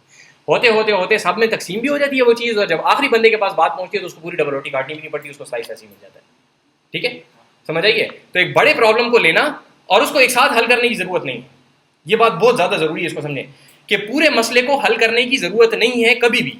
आपने सिर्फ ये डिसाइड करना है कि इस मसले को मैं छोटे मसले में कन्वर्ट कैसे कर सकता हूँ, एक थोड़ा सा आसान काम करके इसको मैं छोटे मसले में कन्वर्ट कैसे कर सकता हूँ, और वो मसला किसी और के सर पर डाल दूंगा। समझ आ रही बात की? तो अब देखिए, जब यहां तक बात पहुंची तो वो मसला इतना छोटा रह गया था कि सिर्फ के वाले कॉन्टैक्ट उठा के उसको दे दो। ठीक है, हाँ इसके अंदर कुछ बातें हो सकती हैं, जरूरी नहीं कि हों भी, लेकिन कुछ बातें हो सकती हैं कि यहाँ पे हम कहें कि भाई वहां तो के वाले कॉन्टैक्ट्स का लफ्ज इस्तेमाल हो रहा था, वहां पे मैंने आपको कहा था ना कि मैं जानबूझ के एम्बिगुअस बात कर रहा हूँ। तो के वाले कॉन्टैक्ट से क्या मुराद है? सिर्फ के से जिनके नाम शुरू हो रहे हैं, या नहीं के जिनके नाम के बीच में आता है, या कौन सी बात है? ठीक है, और फिर उनमें से किसको मैं पहले रिटर्न करूँ, किसको बाद में रिटर्न करूँ। इस तरह मैंने कहा था ना कि उमर खान ऊपर क्यों आया, कलीम नवाज तो के से शुरू हो रहा था, वो पहले क्यों नहीं आया। ठीक है, तो ये वाली डिसाइड करना, एम्बिगुअस बातों से स्पेसिफिक इंफॉर्मेशन रिट्रीव करना, इस मसले को हम हैंडल करते हैं मशीन लर्निंग के सब्जेक्ट में। ठीक है, मशीन लर्निंग क्या करती है, एम्बिगुअस बातों को लेके उनके अंदर स्पेसिफिक कोई कंक्रीट रिजल्ट जो कि मशीन उनके ऊपर काम कर सके वो रिटर्न करती है। ठीक है, तो इसने के वाले कॉन्टैक्ट से एक एम्बिगुअस बात से मतलब ये निकाला कि शुरू में के हो, लास्ट नेम के शुरू में के हो, ईमेल में के हो, ईमेल के डॉट के बाद के हो, ऐट के बाद के हो, ये सारी बातें इसने स्पेसिफिक अब निकाल ली, और उनको सॉर्ट करो उस ऑर्डर में जितनी मेलें ज्यादा ये करता रहा है। तो मैंने चूंकि अपने एचओडी को ज्यादा मेल्स किए हैं, कलीम नवाज को कम मेल्स किए हैं, तो एचओडी मेरा ऊपर और कलीम नवाज का नाम उससे लिस्ट में नीचे। ठीक है जी, समझिए बात की। तो वो जो दो वहां पे मसले थे वो यहाँ पे हल हुए हैं एक्चुअली। डिफरेंट हो सकता है, एग्जैक्टली साइट पे डिपेंड करेगा। यहाँ पे ये जो मशीन है, हर मशीन अपनी लर्निंग करेगी। इस मशीन ने ये सीखा कि बेहतर है कि मैं फ्रीक्वेंटली यूज कॉन्टैक्ट्स को पहले रिटर्न करूँ। ठीक है, ताकि एक की प्रेस और एंटर में करूँ तो आसानी से मिल जाए। कुछ अल्फाबेटिकली करते हैं, ठीक है, डिपेंड करता है कि किस मशीन ने क्या लर्न किया। ठीक है, तो ये वाला मसला यहाँ पे हल किया जाता है मशीन लर्निंग में। अब जरा वापस जाने से पहले थोड़ा सा ये देख लें कि एक तो ये जो हमने किया है, डेटाबेस को हमने कन्वर्ट किया है मुख्तलिफ चीज़ों में, इसको जहन में रखें। ये जो थ्रेड डेटाबेस से बात करता है तो ये खास लैंग्वेज इस्तेमाल करता है जिसको कहते हैं SQL, या इसकी प्रॉपर प्रोनाउंसिएशन लोग कहते हैं कि सीक्वल है। ठीक है, मुझे सीक्वल नहीं बोलना आता, मैं SQL ही बोलता हूँ इसको, लेकिन सीक्वल इसकी सुना है कि प्रॉपर प्रोनाउंसिएशन है। ठीक है, तो इसको कहते हैं स्ट्रक्चर्ड क्यूरी लैंग्वेज। ये एक लैंग्वेज है जो कि क्यूरी सवाल करने के लिए इस्तेमाल होती है और एक खास स्ट्रक्चर होता है इसका, तो स्ट्रक्चर्ड क्यूरी लैंग्वेज। ठीक है जनाब। सर ये तो इतना ज़्यादा प्रोसेस होता है इसमें सर, 2-3 सेकंड ही लगते हैं। जी जी जी, सब्र करें, थोड़ा आ रहे हैं उसकी तरफ, आपने मेरी पंच लाइन ख़राब कर दी। ठीक है, आते हैं उसकी तरफ, आते हैं। अच्छा सवाल है। तो ये SQL से इसने डेटाबेस सर्वर को कहा, डेटाबेस ने आगे जो बात की। अब ये एक डेटाबेस को मल्टीपल चीज़ों में डिस्ट्रीब्यूट जब हम कर देते हैं, ठीक है, इसको कहा जाता है शार्डिंग। ठीक है, शार्डिंग क्यों, शार्ड पता है किस चीज़ को कहते हैं? शार्ड, आप एक बड़ा सारा शीशा लें और उसको ठक करके तोड़ दें तो उसके जो पीसेस बनते हैं ना उसको शार्ड कहते हैं। तो हर पीस दूसरे से फर्क होता है। ठीक है, और अगर आप एक शीशा लें और वैसे ही दूसरा शीशा बनाए तो उसको कहते हैं डुप्लीकेशन। ठीक है, तो इसको शार्डिंग इस वजह से कहा जाता है क्योंकि पूरा डेटाबेस हमने लिया और हमने उसको 3 टुकड़ों में डिवाइड कर दिया। हो सकता है कि तीनों टुकड़े बराबर हो सकता है बराबर ना हो। ठीक है, समझे भाई? एक डेटाबेस को हम मुख्तलिफ टुकड़े करके, एक टुकड़ा एक मशीन पे, दूसरा टुकड़ा दूसरी मशीन पे, तीसरा टुकड़ा तीसरी मशीन पे, ताकि किसी एक मशीन के ऊपर बहुत लोड ना आए। ठीक है, डेटाबेस की जो सर्वर्स हम इस्तेमाल करते हैं, ये कुछ एक्स्ट्रा चीज़ें मैं साथ इसलिए मिला रहा हूँ क्योंकि ये आगे आप लोगों को इंशाल्लाह काम आएंगी। जो आम तौर पे डेटाबेसेस की टेक्नोलॉजी हम इस्तेमाल करते हैं उसको कहा जाता है रिलेशनल डेटाबेस मैनेजमेंट सिस्टम्स। ठीक है, तो रिलेशनल को थोड़ी देर के लिए छोड़ें, डेटाबेस को मैनेज करने वाले सिस्टम्स। ठीक है, और रिलेशनल का मतलब ये है, एक्सेल देखा है आप लोगों ने, सबने देखा है, एक्सेल में ऊपर होते हैं कॉलम्स, इधर होते हैं रोज। तो रिलेशन का मतलब ये है कि कॉलम्स और रोज के दरमियान में जो रिलेशन होता है उसके मुताबिक, यानी कि टेबल्स की शक्ल में ये वाले डेटाबेस मैनेजमेंट सिस्टम सारे डाटा को रखते हैं। दोबारा बोलता हूँ, रिलेशनल का मतलब ये है कि टेबल की फॉर्म होगी, कॉलम और रो का आपस में रिलेशन बनता है तो टेबल हो जाता है ना। ठीक है, तो टेबल की फॉर्म में जो डाटाबेस रखा जाता है उन डाटाबेस के को कहा जाता है रिलेशनल, क्योंकि टेबल है वहां पे, डेटाबेस मैनेजमेंट सिस्टम्स, क्योंकि वो डेटाबेस को मैनेज कर रहे होते हैं। ऐसे सिस्टम्स हैं जो मैनेज कर रहे हैं डेटाबेसेस को टेबल्स की फॉर्म में। ठीक है, आमतौर पे होता ही है कि जब आप उल्टा पढ़ेंगे तो आपकी वो ट्रांसलेशन सही बनती है। ठीक है, क्लियर हो गया जी? लेकिन RDBMS जो हैं ये आमतौर पे हम डेटाबेस के सब्जेक्ट्स में पढ़ाते हैं, हम भी पढ़ाते हैं, सारी दुनिया पढ़ाती है। लेकिन आजकल एक बहुत ज़्यादा पॉपुलर, आजकल दुनिया तो बहुत साल हो गए, लेकिन बहुत ज़्यादा टेक्नोलॉजी जिसको कहा जाता है NoSQL। जैसे नाम से जाहिर है RDBMS काम करते हैं SQL के ऊपर, SQL के ऊपर, लेकिन NoSQL के अंदर SQL नहीं होती, किसी और तरीके से आप उनके साथ बात करते हैं। इनके बहुत ज़्यादा फ़वाइद हैं। अनफॉर्चुनेटली हम लोग ये डेटाबेसिस के सब्जेक्ट्स में कवर नहीं करते। मेरा ख्याल है शायद जो हमारे यहाँ पे पढ़ाते हैं वो कवर करते हैं, लेकिन इन केस अगर वो कवर नहीं करते तो आप लोगों को पता होना चाहिए कि NoSQL जो है that is a very popular technology. आजकल प्रैक्टिकल जिस भी लार्ज सॉफ्टवेयर हाउस में आप काम करेंगे तो आपको NoSQL की ज़रूरत पड़ेगी, ठीक है। तो इसलिए आपको किसी ना किसी वक्त throughout your BS program आपको NoSQL के साथ वो होना चाहिए, ठीक है। इन टच होना चाहिए, आपको पता होना चाहिए इसको कैसे इस्तेमाल करते हैं, ठीक है। NoSQL का देखें, हमने कहा ना कि थ्रेड जो है वो SQL के जरिए से डेटाबेस सर्वर से बात करता है, ठीक है। ये एक तरीका है।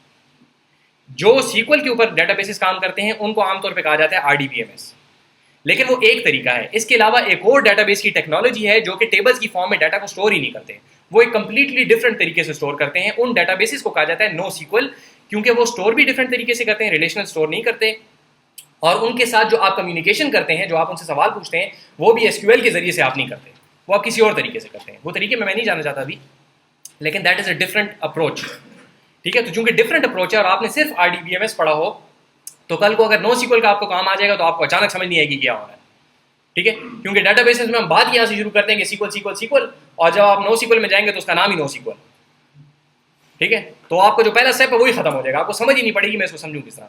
यहाँ पे मेरे बताने का सिर्फ ये नाम आपको बताना मकसद है कि NoSQL, आपको पता हो कि NoSQL एक चीज़ होती है जो कि रिलेशनल डेटाबेस मैनेजमेंट सिस्टम्स नहीं होते। आपका डाटा जो है वो टेबल की फॉर्म में उसमें नहीं होता, ठीक है।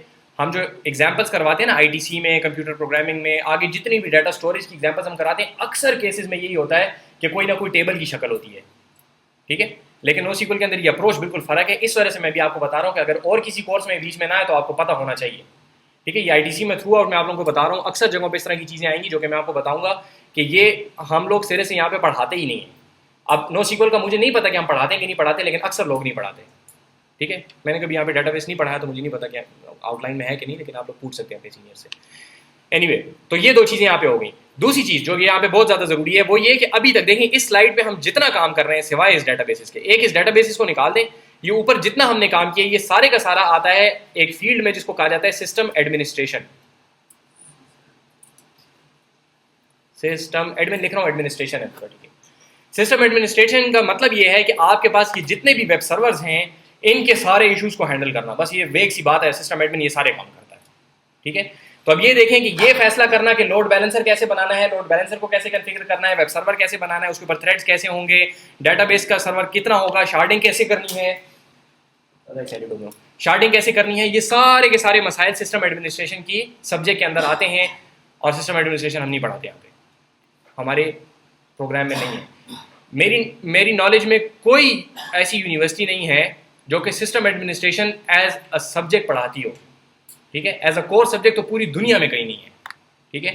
और एज एन इलेक्टिव भी हार्डली किसी यूनिवर्सिटी में होगा, आमतौर पे नहीं है, ठीक है। I would hazard a guess के मोर देन 80 to 90% यूनिवर्सिटीज़ में नहीं है ये। एक सेकंड आता हूँ थोड़ा। तो यहाँ पे देखें ये इतना बड़ा काम है, मतलब ये 2 स्लाइडों में से तकरीबन आधी स्लाइड जो है एटलीस्ट 25% वो एक ऐसा सब्जेक्ट है जो कि कहीं पे पढ़ाया ही नहीं जाता, ठीक है। क्यों नहीं पढ़ाया जाता? क्योंकि जब कंप्यूटर साइंस आई थी उस वक्त इसका कॉन्सेप्ट इतना स्ट्रांग नहीं था। जबकि आजकल अगर आप फ्रीलांसिंग का काम करें तो the highest paid jobs are from system administration, the easiest jobs are from system administration and the most easy to get, क्योंकि सिस्टम एडमिनिस्ट्रेशन के लोग बहुत कम हैं। तो आप प्रोजेक्ट आसानी से उठा सकते हैं, उसको आसानी से कर सकते हैं और पैसे ज़्यादा दे सकते हैं, ठीक है। तो अनफॉर्चुनेटली हमारे उसमें नहीं है। हमने लास्ट टाइम यहाँ पे सेमिनार करवाया था, हमारा PhD का एक स्टूडेंट है वो सिस्टम एडमिनिस्ट्रेशन का, उसने सेमिनार किया था, 1 दिन का किया था, लेकिन there was very good feedback के किस तरीके से वो मेरा PhD में सुपरविजन में मेरी अच्छा लड़का है, प्रैक्टिकल काम करता है, फ्रीलांसिंग की काम करता है। तो इंशाल्लाह आप लोग अपने सीनियर से, जिस तरह मैंने आप लोगों को शायद पहले भी कहा था, अपने सीनियर्स को अप्रोच करें और उनको कहें कि इस किस्म के सेमिनार्स आप लोगों के लिए अरेंज करें, ठीक है। तो सिस्टम एडमिनिस्ट्रेशन का सेमिनार जो है थोड़ा सा रुक जाए ताकि आप लोगों को थोड़ा सा कॉन्सेप्ट क्लियर हो जाए, पहला 1 आध सेमेस्टर गुजर जाए। लेकिन ये है कि ये एक दफ़ा मैं आपको बताऊंगा, अगली दफ़ा फिर मुझे भी याद नहीं होगा, और जैसा मैंने बताया कि सब्जेक्ट तो है ही नहीं फिर कहीं पे, ठीक है। तो ये फिर कहीं पे नहीं आएगा, तो ये याद रखना आप लोगों का अपना काम है। जी आप कोई सवाल पूछ रहे थे? सर ये जो सारा प्रोसेस है ये एल्गोरिथम के यूज करना होता है। नहीं, मैं श्योर नहीं हूँ, नहीं इसलिए मैं इस तरह नहीं कह रहा हूँ। नहीं, मजे की बात यह कि ये खुद हो रहा है ठीक है, इसमें कोई एक एल्गोरिदम नहीं है। इसके अंदर देखें, हर बंदे को ये पता है कि मैंने क्या करना है। जब भी मुझे कोई काम आता है तो मैंने उस काम को, मैं उसमें से क्या कर सकता हूं, हर किसी को ये पता है कि मैं क्या कर सकता हूं, ठीक है। और जब मुझे जो बात समझ नहीं आती वो मैंने ऑफलोड किसके ऊपर करना है, ये दो बातें हर किसी को पता है। एल्गोरिदम का मतलब ये होगा, हम आगे तफसील से एल्गोरिदम की बात करें तो वहां पे आप ये सवाल दोबारा जरूर उठाएं, ठीक है। अपने पास सवाल लिख लें और मुझे दोबारा ये बताएं, ठीक है। वहां पे इंशाल्लाह जब हम एल्गोरिदम डिस्कस करेंगे कि एल्गोरिदम क्या होता है, उस वक्त फिर हम ये सवाल का जवाब दे सकते हैं, ठीक है जी। तो ये बात क्लियर होगी कि ये सारी सिस्टम एडमिनिस्ट्रेशन आपको पता होनी चाहिए, ठीक है। कुछ लैंग्वेजेस की भी बात कर लें। यहाँ पे एसक्यूएल मैंने आपको एक बता दिया। डेटाबेसेस आमतौर पे C++ में लिखे जाते हैं। ये शार्डिंग वगैरह भी C++ में होती है। मशीन लर्निंग के लिए मोस्ट पॉपुलर जो चीज़ है वो पाइथन है, मैटलैब है। कुछ लोग ज़बरदस्ती जावा इस्तेमाल करने की कोशिश करते हैं। C++, लुआ बहुत पॉपुलर है। ये लैंग्वेजेस हैं सारी, ठीक है। ये मशीन लर्निंग के लिए लोग इस्तेमाल करते हैं। अगेन और कोई मकसद नहीं, सिर्फ आपको नाम बताना मकसद है ताकि झिझक खत्म हो। जी, गुड क्वेश्चन, गुड क्वेश्चन। इसको भी थोड़ी देर के लिए रखें, ठीक है। ये आप लोगों के सवालात जो हैं, ये चूंकि बिग पिक्चर है तो जाहिर बात है आप लोगों के कुछ सवालात इस तरह के आएंगे जो कि शायद 7वें 8वें सेमेस्टर में कवर हो, लेकिन कुछ इस तरह के जो कि अगले 1-2 लेक्चर्स में हम इंशाल्लाह कोशिश करेंगे कि उनको कवर करें, ठीक है। तो डिफरेंट लैंग्वेजेस क्यों करते हैं, इसका सवाल का जवाब इंशाल्लाह आ जाएगा। यहाँ पे आपके पास ये आ गया। वेब सर्वर जो हैं ये आमतौर पे C++ में लिखे जाते हैं। ये लोड बैलेंसर C++ में होता है। थ्रेड्स जो हैं आमतौर पे C++ में होते हैं। लेकिन वेब सर्वर के अंदर और टेक्नोलॉजीज जो इस्तेमाल होती हैं, जो और लैंग्वेज इस्तेमाल होती हैं, PHP, HTML यहाँ नहीं होती, HTML यहाँ नहीं होती, जावास्क्रिप्ट वेब सर्वर पे लिख रहा हूँ मैं, ये खैर नोट करें। जो लोग समझ रहे हैं मैं गलत लिख रहा हूँ तो मैं सोच के लिख रहा हूँ, सही लिख रहा हूँ। रूबी बहुत पॉपुलर है, एक ज़माने में बहुत ज़्यादा थी। पाइथन है। और क्या है, और है किसी के जहन में कोई? एक जीमेल वाले स्पेसिफिक जो इस्तेमाल करते हैं, अंदाज़ा ये है कि गो लैंग्वेज है, उन्होंने खुद लिखी हुई है, गूगल वालों ने, वो इस्तेमाल करते हैं शायद। जनाब, मशीन लर्निंग एसेंशियली इसका पूरा अपना कोर्स है, लेकिन मशीन लर्निंग का मकसद ये है कि आप एम्बिगुअस डाटा से मशीन किस तरीके से किसी काम को बेहतर से बेहतर कर सकती है, लर्न कर सकती है कि मैं काम कैसे अच्छे तरीके से सॉल्व करूँ। लास्ट टाइम आप लोगों यहाँ पे कुछ रोबोटिक्स वाले लोगों ने जो बात की थी, तो उनको मैंने कहा था कि मशीन लर्निंग रोबोटिक्स में बहुत ज़्यादा इस्तेमाल होती है। तो मिसाल के तौर पर आपने एक रोबोटिक हैंड बनाया है जो कि जाता है और कैन को उठा के ख़राब कैन को बाहर फेंकता है, ठीक है। कन्वेयर बेल्ट के ऊपर सारे कैन चल रहे हैं, देखोगे आप लोगों ने जिस तरह फैक्ट्रीज में होते हैं। तो एक ख़राब कैन नजर आया तो पहले ख़राब कैसे पता चलेगा, ये मशीन लर्निंग का काम है। फिर जाके उस कैन को पकड़ना कैसे है, ये मशीन लर्निंग का काम है। फिर उसको उठा के डब्बे में फेंकना कैसे है, ये मशीन लर्निंग का काम है, ठीक है। तो रोबोटिक्स के अंदर एक वास्ट एस्पेक्ट जो है वो मशीन लर्निंग है कि रोबोट्स को आप किस तरीके से ये काम खुद वो बेहतर से बेहतर कर सकें इस तरीके से। आर्टिफिशियल इंटेलिजेंस ब्रॉड कॉन्सेप्ट है और उसके अंदर स्पेसिफिक कॉन्सेप्ट है मशीन लर्निंग का। आर्टिफिशियल इंटेलिजेंस के अंदर और कुछ चीज़ें भी आती हैं, ठीक है। जिस तरह ह्यूमन इंटेलिजेंस के अंदर लर्निंग एक एस्पेक्ट है, इसी तरीके से आर्टिफिशियल इंटेलिजेंस के अंदर मशीन लर्निंग एक कॉन्सेप्ट है, ठीक है। लर्निंग के अलावा भी हम और कुछ काम करते हैं, कुछ इंट्यूशन होती है, कुछ और चीज़ें होती है। यहाँ पे जी, यहाँ पे मशीन लर्निंग ये कर रही है कि हमने वहाँ से एक एम्बिगुअस बात भेजी थी कि के वाले कॉन्टैक्ट्स मुझे दे दो, ठीक है। तो अब उससे कुछ वो स्पेसिफिक बता रही कि के वाले कॉन्टैक्ट्स कौन से अच्छे होंगे। HOD पहले होना चाहिए तो उसने नहीं कहा था, उसने तो कहा था के वाले कॉन्टैक्ट्स, ये HOD को पहले क्यों ला रहा है। तो वो काम मशीन ने बेसिकली ये लर्न किया है कि आमतौर पर अपने HOD को मेल करता है तो मैं इसको HOD पहले बता दूँ, ठीक है। ये इंशाल्लाह आप लोगों को मिल जाएगी जी, स्लेट पे मैं ये अपलोड कर दूंगा। लेकिन ये है कि मैंने आप लोगों को शायद पहले कहा कि नहीं कहा, लेकिन ये ज़रूर कोशिश करेंगे इन चीज़ों के नोट्स खुद लिया करें, ठीक है। ये मैं आप लोगों के साथ शेयर कर दूंगा, लेकिन उससे इतना फ़ायदा नहीं होता। अगर आप लोग खुद अपने नोट्स लेंगे उससे बहुत ज़्यादा फ़ायदा होगा आप लोगों को, ठीक है। फिर कभी इसके ऊपर तफसीली बात करेंगे, लेकिन बहरहाल जी बहुत अच्छी बात है। मैं शेयर करूँगा आप लोगों के साथ, आप लोग लिखें या ना लिखें मैं शेयर करूँगा, लेकिन मैं आप लोगों को फ़ायदा बता रहा हूँ कि फ़ायदा तब होगा जब आप लोग खुद लिखेंगे, ठीक है। मैं ये अनलेस कि ये क्रैश हो जाए, ठीक है, वो उसका मैं जिम्मेदार नहीं हूँ। अगर वीडियो भी मैं बना रहा हूँ और वीडियो भी अगर ये मेरा वीडियो रिकॉर्डिंग का सॉफ्टवेयर अगर क्रैश हो जाए तो मैं उसमें कुछ नहीं कर सकता, ठीक है। वैसे ये वाला स्पेसिफिक मेरे पास मौजूद भी है तो खैर इसकी भी चलने की जरूरत नहीं, मैं अपलोड कर दूँगा, ठीक है। आप लोगों को ये फ़ायदा कि आप लोगों के 4 सेक्शन है, तो अगर एक में क्रैश हो गया तो दूसरे में क्रैश नहीं होगा ना, और तीसरे चौथे चारों में क्रैश हो जाए तो बस फिर आप लोग ना पढ़ें उसको, ठीक है। एनीवे, तो यहाँ तक बात क्लियर हो गई। ठीक है, अभी तक मसला ये हल हुआ हमारा कि हमारा यहाँ से इसने के वाले कॉन्टैक्ट्स उठा के किसको दे दिए, किसको दिए, डेटाबेस सर्वर को दे दिए। ये चीज़ यहाँ से वापस गई, डेटाबेस सर्वर ने थ्रेड को बताया, थ्रेड ने अपने वेब सर्वर को बताया, वेब सर्वर ने जो है लोड बैलेंसर को नहीं बताता, वो डायरेक्ट वापस भेजता है। ठीक है, अब ये जब ये यहाँ से वापस भेजेगा तो ये क्या करेगा, ये भी इस तरीके से हम वापस ऊपर जाएंगे और यहाँ पे हो सकता है किसी और रास्ते से ये खत वापस जाए। अब अगेन देखिए वहां से जो आया ना खत, तो खत आया है बेसिकली वेब सर्वर की तरफ से, और जा किसकी तरफ रहा है वो तो हम बता नहीं भूल गए थे शुरू में। हमने खत भेजा था, हमने खत पे ये तो लिखा था किसको भेजना है, हम बता नहीं भूल गए वापस किसको भेजो। अब वो जवाब किसको वापस भेजेगा, किस ऑपरेटिंग सिस्टम को? पूरी दुनिया में बहुत सारे ऑपरेटिंग सिस्टम है जी। हाँ, वापस से क्या मुराद है, देखिए मैंने यहाँ से हेड ऑफिस को खत भेजा, ठीक है, उसके ऊपर मैंने लिखा ही नहीं कि खत किसकी तरफ से है, तो वो जवाब किसको देंगे? हाँ, लेकिन उनको जावास्क्रिप्ट तो बहुत सारे पूरी दुनिया में लोग जीमेल इस्तेमाल कर रहे हैं ना, वापस किसको देंगे?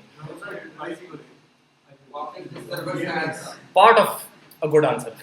ठीक है, देखें बेसिकली ये है कि जब आप यहाँ से कोई चीज़ बाहर भेज रहे होते हैं तो आप उसके ऊपर अपना ये जो आईपी एड्रेस होता है आपका अपना, सॉरी आईपी एड्रेस मतलब मैं अपने अल्फाज वापस लेता हूँ, आप लोगों का भी आईपी एड्रेस मैंने नहीं कहा, आप लोगों का अपना जो एड्रेस होता है वो एड्रेस उसके ऊपर आप लगाते हैं ARRES, ठीक है, और साथ एक स्पेसिफिक नंबर आप उसके साथ लगाते हैं जिसको कहते हैं पोर्ट, लेट्स से 25526।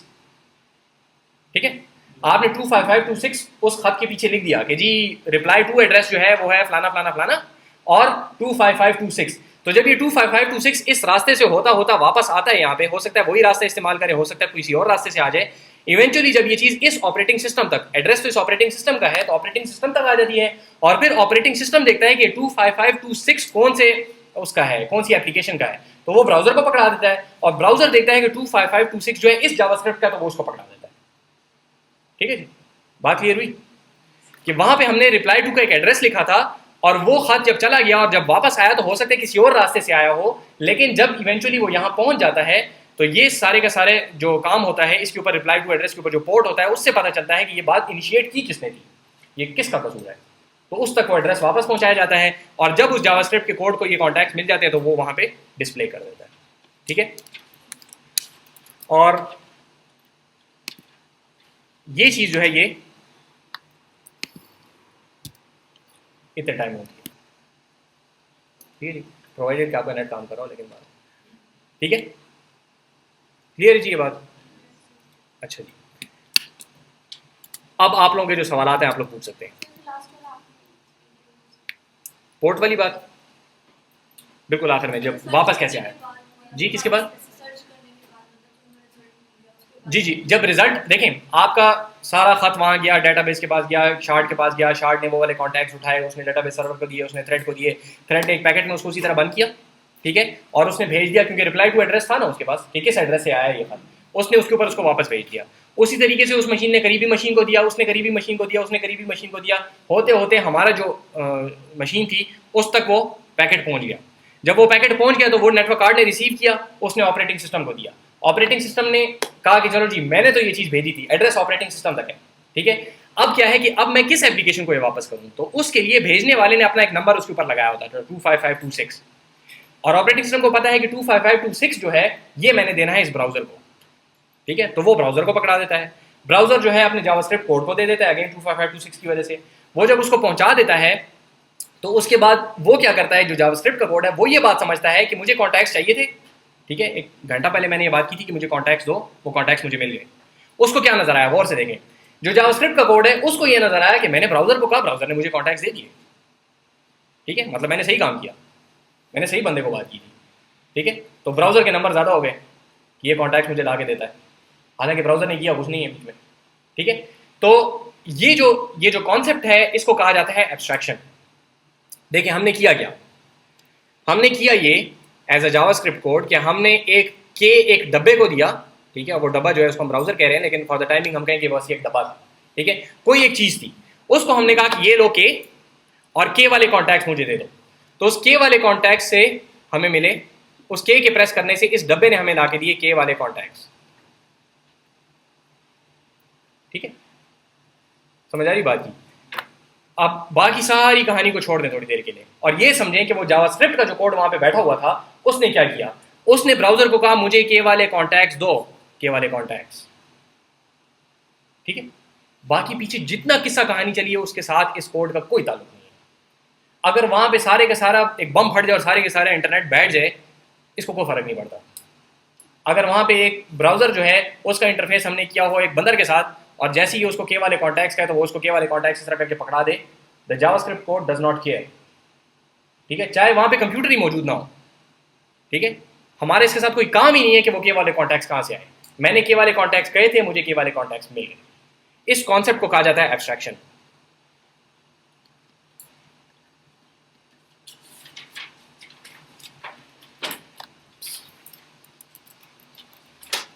ठीक है, इस कॉन्सेप्ट को कहा जाता है एब्स्ट्रैक्शन। हम लोग यहाँ पे प्रोग्रामिंग के कोर्सेज में बड़ी तफसील से एब्स्ट्रैक्शन पढ़ाते हैं और बहुत सारी बातें करते हैं, और उन तमाम की तमाम बातों का एब्स्ट्रैक्शन से बहुत कम ताल्लुक होता है। एब्स्ट्रैक्शन कॉन्सेप्ट ये है कि आपको ये पता हो कि मैं जो अपना काम हल करवाना चाह रहा हूँ, गौर से सुने, मैं जो अपना काम हल करवाना चाह रहा हूँ उसके लिए मैं किसी भी दूसरी एंटिटी को इनपुट क्या दूंगा, वो मुझे आउटपुट क्या देगा, वो कैसे करेगा कि साथ मेरा कोई काम नहीं है, किस इनपुट के अगेंस्ट मुझे क्या आउटपुट चाहिए।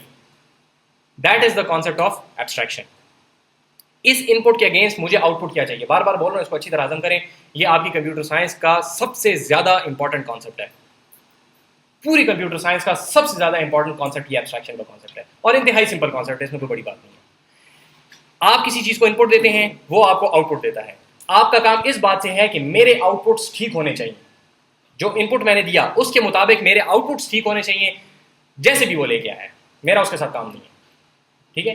तो ये अपनी आंखें बंद कर लेना इस चीज से कि वो कहां से लेके आया है रिजल्ट, इस चीज को कहा जाता है एब्स्ट्रैक्शन। एब्स्ट्रैक्ट अवे करना कहते हैं। एब्स्ट्रैक्ट आर्ट होता है ना, एब्स्ट्रैक्ट आर्ट को एब्स्ट्रैक्ट आर्ट इसलिए कहते हैं क्योंकि उसके अंदर बहुत सारे कॉन्सेप्ट जो है वो छुपे हुए होते हैं, ठीक है। और इसी तरीके से हम कहते हैं ना कि वो कुछ एब्स्ट्रैक्ट एंटिटीज होती हैं कि वो नजर नहीं आती। तो एब्स्ट्रैक्शन का कॉन्सेप्ट का मतलब ये है कि चीजों को छुपाना, ठीक है। मैं आपको कहूँ कि जी आपने अपनी असाइनमेंट जो है वो की है, कहते सर वो असल में मैं बीमार हो गया था और फिर वो फलाना हो गया था और फिर मेरा कुत्ता जो है मेरा असाइनमेंट लेके भाग गया और ये वो। आई डोंट केयर, हाँ या ना में मुझे जवाब चाहिए। मेरा इनपुट क्या, आपने असाइनमेंट की है, जवाब हाँ या ना में होना चाहिए। बाकी दरमियान में जो कुछ भी हुआ उसके साथ मेरा काम नहीं है। समझ आ रही बात की, ठीक है। इनपुट क्या है, सवाल है एक, उसका मैं जवाब एक्सपेक्ट कर रहा हूँ हाँ या ना में। क्या आपने असाइनमेंट की है, जवाब हाँ या ना में। Everything else is abstracted away, ठीक है। तो इसका सिर्फ कंप्यूटर से ताल्लुक नहीं है, इसका पूरी दुनिया की प्रॉब्लम सॉल्विंग से ताल्लुक है। और जैसा कि हमने कहा था, हमारा पूरी दुनिया के मसले हल करना हमारा काम है कंप्यूटर साइंस में, ठीक है। हमारा मकसद है प्रॉब्लम सॉल्विंग। पूरी दुनिया का प्रॉब्लम कैसे सॉल्व होता है, ऐसे सॉल्व होता है कि आप कहें कि इनपुट क्या है, आउटपुट क्या है। बाकी वो किस तरीके से मसले को हल कर रहा है उसको हम थोड़ी देर के लिए छोड़ते हैं, ठीक है। तो इस कॉन्सेप्ट को कहा जाता है एब्स्ट्रैक्शन अगेन, कि गिवन एन इनपुट, आउटपुट ठीक है या नहीं, the how is left alone, ठीक है। कैसे उस इनपुट से आपने आउटपुट बनाया वो हमारा काम नहीं होगा। अक्सर केसेस में हम इसी एक तरीके को इस्तेमाल करके बहुत बड़े बड़े प्रॉब्लम सॉल्व कर सकते हैं, ठीक है। इंशाल्लाह 4th या 5th लेक्चर में इसके ऊपर हम एक स्पेसिफिक केस स्टडी करेंगे कि किस तरीके से हम एक बड़े कॉम्प्लिकेटेड प्रॉब्लम को एब्स्ट्रैक्शन के जरिए से आसानी से सॉल्व कर सकते हैं, ठीक है। तो ये आपका एब्स्ट्रैक्शन का कॉन्सेप्ट था। सवाल जो आपका है कि ये सारे का सारा काम जो है वो इतना बिल्कुल एक चंद मिली सेकेंड में किस तरीके से हो गया, तो उसमें पहली बात तो ये कि आपने देखा कि किया किसी ने कुछ भी नहीं है, ठीक है, आगे पास करते जा रहे हैं। तो एक्चुअल काम कोई नहीं कर रहा, ठीक है। और जो टाइम लगा भी है वो इस वजह से लगा है क्योंकि बीच में बिजली ने यहां से लेके वहां तक जाना है, तो वो इलेक्ट्रिक करंट की अपनी एक स्पेसिफिक स्पीड है। सीपीयू के अंदर जो करंट फिरेगा तो उसकी अपनी एक स्पेसिफिक स्पीड है। तो सवाल ये होना चाहिए कि इससे ज्यादा तेज क्यों नहीं हो, काम तो कुछ हुआ नहीं बीच में। सवाल ये होना चाहिए कि इससे ज्यादा तेज क्यों नहीं हुआ, सवाल ये नहीं होना चाहिए कि स्लो क्यों है इतना, ठीक है। समझ आ रही बात की। तो हम जिस प्रॉब्लम को सॉल्व करने की कोशिश कर रहे हैं वो ये है कि ये स्लो क्यों है, इतना जल्दी क्यों नहीं होता। समझ आ रही बात की, ठीक है। अच्छा, क्लियर है जी। कोई सवाल किसी का जनाब? सर वो हमें एक डाटा लेने के लिए उधर कैलिफोर्निया के हेडक्वार्टर में क्यों जाना पड़ता है, वो पाकिस्तान में क्यों लगा देते हैं? ये तो समझाने के लिए मैंने कहा, हो सकता है कहीं कराची लाहौर में लगा भी हो। गूगल पाकिस्तान है, पता नहीं क्या करते हैं वो लोग, सब कहीं नहीं होंगे शायद, ठीक है। समझाने के लिए मैंने आपको कहा ना तो दूर जाता है, लेकिन अगर यहाँ से लेकर दूसरे उसमें भी जाए तो फिर भी वही बात होगी ना, हमें क्या फ़र्क पड़ता है, ठीक जनाब। किसी क्वेश्चन में देखिए, जैसे इतना लार्ज नेटवर्क है, मतलब जैसे कि 1000 लोग हैं सारा काम करेगा। सर मैं सारा उसको नहीं कर सकते, मैं बीच में कितनी कॉम्प्लिकेशंस आती है, अगर एक सेकंड में दिया तो वो अगर ब्राउज़र काम करेगा तो उसके बीच में हज़ार हो। बिल्कुल। देखें मैं आपको सवाल रिपीट करता हूँ, पहले तो उसे ये पता चल जाएगा कि मैंने सवाल सही समझा कि नहीं।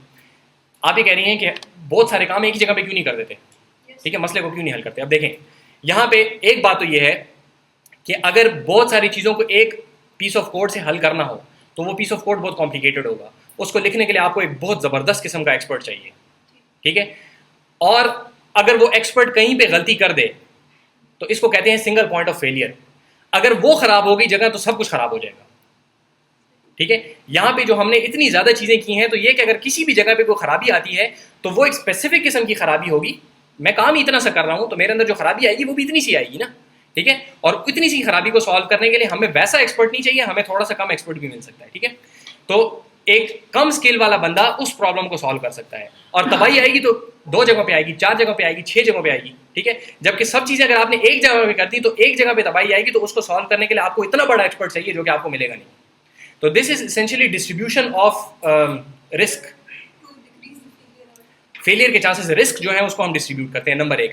नंबर 2, अगर आप किसी बंदे को कहें कि ये सारे का सारा कोड लिखो तो आपको पूरी दुनिया में कोई एक बंदा, 2 बंदे भी ऐसे नहीं मिलेंगे जो कि सारा काम कर सकें, ठीक है। एक मिल जाएगा गूगल में, जेफ डीन, पागल है वो, सर्च कर लें, वैसे उसका काफ़ी इंटरेस्टिंग काम है, जेफ डीन नाम है इनका, सीनियर सॉफ्टवेयर इंजीनियर है, इंटरेस्टिंग कैरेक्टर है, जेफ डीन, जेफरी डीन। बहुत अरसे से ये जो गूगल का इंफ्रास्ट्रक्चर आप देखते हैं ना, उसमें से अक्सर इंफ्रास्ट्रक्चर उसका बनाया हुआ है। एनीवे, तो 2 बंदे भी आपको नहीं मिलेंगे ऐसे जो कि इन सारी चीज़ों को समझ सकते हो। एफिशिएंसी की वजह से, कम्प्लेक्सिटी को रिड्यूस करने की वजह से। देखें, अगर मैं आपको कहूँ कि भाई आप क्या काम करते हैं, आप कहेंगे मैं सिस्टम एडमिनिस्ट्रेशन करता हूँ, मैं कहूँगा सिस्टम एडमिनिस्ट्रेशन तो बहुत बड़ी चीज़ है, उसमें क्या करते हैं। अगर आप कहीं पे सॉफ्टवेयर हाउस में काम करते हैं और आपको कोई कहे आप क्या करते हैं, मैं प्रोग्रामिंग करता हूँ। भाई क्या प्रोग्रामिंग करते हो? मैं गेम प्रोग्रामिंग करता हूँ। भाई पूरी गेम तो आप नहीं बनाते ना, आप उसमें क्या करते हो? मैं उसमें वो इंटेलिजेंस वाला पोर्शन लिखता हूँ। सारी इंटेलिजेंस आपने डाली है, नहीं उसके अंदर वो असल में वो जो ये डिसाइड करना होता है कि ये गोली है या नहीं है, वो मैं डिसाइड करता हूँ, वो भी सारा आप करते हो।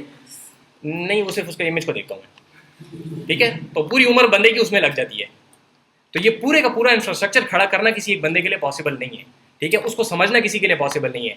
आपने जो सवाल पूछा था वो बात बीच में दोबारा आगे तो बता देता हूँ। अगर हम इस सारी चीज़ को एक एल्गोरिथम कहें तो वो इतना कॉम्प्लिकेटेड होगा कि उसको कोई भी नहीं समझ सकता, ना कोई इसको इंप्लीमेंट कर सकता है। इसलिए हम कहेंगे कि this is a very large collection of loosely connected algorithms. एक एल्गोरिथम अपना काम कर रहा है, वो दूसरे को कुछ कहता है, वो कुछ करता है, और ये सारी की सारी इंतहाई फ्लेक्सिबल किस्म की मशीनरी है जिसके अंदर अगर कोई 2-3 चीज़ें ब्रेक भी हो जाती हैं फिर भी सही काम करती है, ठीक है जनाब।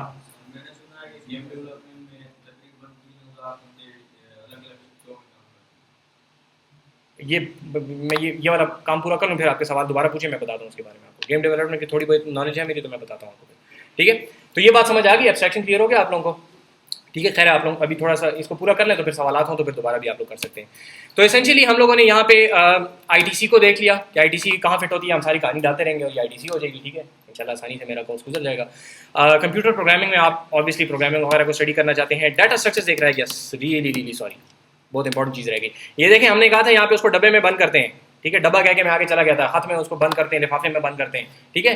लिफाफा कैसे बनाएंगे, वहाँ पे तो बात ये के वाले कॉन्टैक्ट्स, वहाँ पे ये तो नहीं लिख सकते ना के वाले कॉन्टैक्ट्स, ठीक है।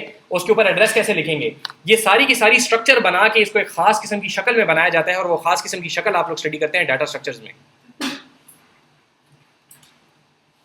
डाटा स्ट्रक्चर्स के कोर्स में 4थे सेमेस्टर में आता है, आप लोगों का बहुत ज़्यादा ज़रूरी कोर्स है। डाटा स्ट्रक्चर्स का कोर्स बहुत ज़्यादा ज़रूरी है, और उसके अंदर जो काम आप करेंगे वो एक दफ़ा आपको इंप्लीमेंट करना बहुत ज़्यादा ज़रूरी है सारे के सारे को, लेकिन उसके बाद सारी ज़िंदगी में आप शायद उसको इंप्लीमेंट नहीं करेंगे, ठीक है। जो चीज़ आप डाटा स्ट्रक्चर में पढ़ेंगे वो शायद हम अभी इस्तेमाल कर लें। तो कहने का मतलब ये है कि डाटा स्ट्रक्चर्स का मतलब ये है कि आप अपने डाटा को स्ट्रक्चर कैसे कर सकते हैं, ठीक है। डाटा स्ट्रक्चर्स किस किस्म के स्ट्रक्चर्स होते हैं, कौन से स्ट्रक्चर किस केस में अच्छे हैं, किस केस में बुरे हैं, ये सारी की सारी बातें आप डाटा स्ट्रक्चर्स में पढ़ते हैं। तो उनको एक दफ़ा इंप्लीमेंट करना इस वजह से ज़रूरी है ताकि आपको ये पता चले कि वो एक्चुअली बनते किस तरह है, ताकि आप उनको बेहतरीन तरीके से यूज़ कर सकें। तो अगेन डाटा स्ट्रक्चर्स के कोर्स में अक्सर ही सवाल आता है, वो तो खैर डाटा स्ट्रक्चर्स अक्सर फजल बाज साहब पढ़ाते हैं और बहुत अच्छा पढ़ाते हैं, मतलब पूरे पाकिस्तान में मेरा ख्याल है उतनी डिटेल में हार्डली कुछ लोग जाते होंगे, ठीक है, बहुत अच्छा पढ़ाते हैं। तो वो चीज़ जो है वो आपने एक दफ़ा इंप्लीमेंट इसलिए करनी है ताकि आपको पता चले कि उसको यूज़ किस तरह करना है। लोग यही सवाल करते हैं कि भाई ये जब हमने यूज़ सिर्फ करना है तो फिर हम इसको हर दफ़ा क्यों इंप्लीमेंट करते हैं। हर दफ़ा नहीं इंप्लीमेंट करते, एक दफ़ा इंप्लीमेंट करते हैं ताकि आप उसके इंटरनल्स एक दफ़ा समझ आ जाए, फिर उसके बाद एब्स्ट्रैक्शन होती है, फिर आप सिर्फ उसको इनपुट देते हैं और आप उसका स्ट्रक्चर वापस ले लेते हैं। समझ आ रही बात की? ठीक है, तो कभी कभी एब्स्ट्रैक्शन का डब्बा खोलना पड़ता है और ये उनकी एक एग्जाम्पल है। ये डाटा स्ट्रक्चर्स का कोर्स हो गया। डेटाबेस सिस्टम्स हमने देख लिया आप लोगों का। ये बेसिकली मैं आप लोगों के जो प्रोग्राम में जो कोर्सेज हैं कोर, वो सारे कोर्सेज लिस्ट कर रहा हूँ, ठीक है, कि कौन कौन से कोर्सेज हैं और वो क्यों है, अभी हमने ऊपर देख लिया। एनालिसिस ऑफ एल्गोरिथम्स एसेंशियली ये करता है कि जब भी आप कोई प्रोसीजर वगैरह बनाते हैं कि ये काम इस तरीके से करना चाहिए तो वो कितना अच्छा होगा, कितना तेज़ होगा। जो आपने सवाल पूछा कि इतना स्लो क्यों है या इतना तेज़ क्यों है, तो ये स्लो और तेज़ की बहस जो है ये इस कोर्स में किया जाता है। यहाँ पे हमने इसलिए नहीं की क्योंकि हम टाइम की कोई बहस कर नहीं रहे थे। ऑपरेटिंग सिस्टम्स हमने देख लिया, हर बात में ऑपरेटिंग सिस्टम घुसा पड़ा होगा, ठीक है। कंप्यूटर नेटवर्क्स हमने देख लिया किस तरीके से काम करता है। Object oriented analysis and design और सॉफ्टवेयर इंजीनियरिंग जो है वो भी हमारे यहाँ पे कोर कोर्स है। वो यहाँ पे हमने इस वजह से डिस्कस नहीं की क्योंकि हमने कोई स्पेसिफिक लार्ज स्केल सॉफ्टवेयर की बात अभी की नहीं है, ठीक है, तो इस वजह से अभी हमने डिस्कस नहीं किया।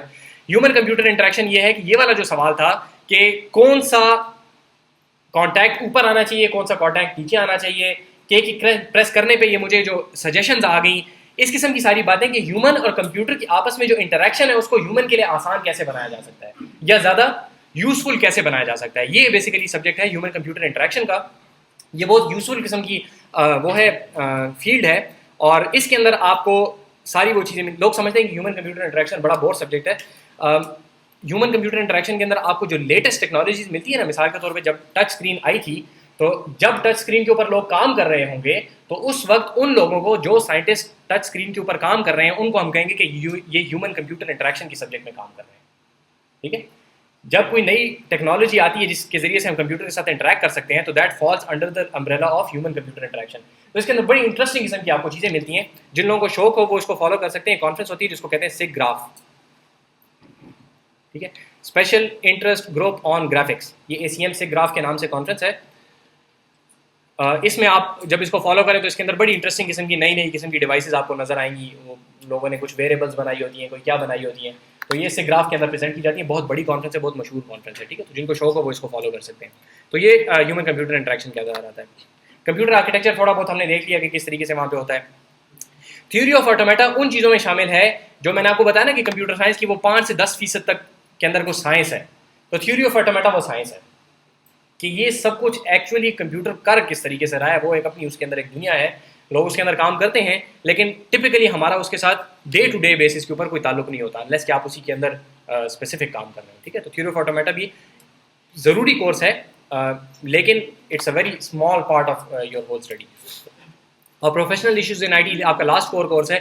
इसके अंदर आप ये डिस्कस करते हैं कि अगर आप कोई काम कर सकते हैं तो क्या आपको वो करना चाहिए भी कि नहीं, ठीक है। तो these are basically ethics of computer science. अगर आपको किसी और के कॉन्टैक्ट्स नज़र आ सकते हैं तो आपको देखने चाहिए कि नहीं देखने चाहिए, ठीक है, एथिक्स वगैरह की बात है। आप तो हंस रहे हैं, इसमें चाहिए वाली कौन सी बात है, हम तो देखेंगे, ठीक है। तो essentially professional issues in IT के अंदर और काफ़ी इश्यूज़ होते हैं, क्लाइंट्स वगैरह की कुछ डिस्कशन होती हैं। मैंने कभी पढ़ाया नहीं है, मुझे ज़्यादा इसका नहीं पता, लेकिन जो इश्यूज़ हैं वो आप लोगों के जहन में भी आ रहे होंगे और जो हम लोगों ने भी काफ़ी देखे हुए हैं कि काफ़ी आते हैं, लेकिन ये कहीं और की बहस है। तो इसेंशियली आपके कोर्सेज थे और आज के लेक्चर में जो हमने सबसे ज़रूरी चीज़ देखी है that is the concept of abstraction, ठीक है। इसको नेक्स्ट टाइम इंशाल्लाह हम थोड़ा सा तफसील से देखेंगे क्योंकि मैंने आपको बताया कि कंप्यूटर साइंस का सबसे ज़्यादा इंपॉर्टेंट कॉन्सेप्ट है। तो नेक्स्ट लेक्चर में भी इंशाल्लाह हम इसको तफसील से देखेंगे कि किस तरीके से होता है। आप लोगों के कोई सवालात हों तो आप लोग पूछें, और नहीं तो फिर एक सवाल तो खैर है ही, लेकिन अगर किसी और ने सवाल पूछने हैं तो वो पहले पूछ लें क्योंकि वो थोड़ा सा आउटसाइड द स्कोप है जनाब।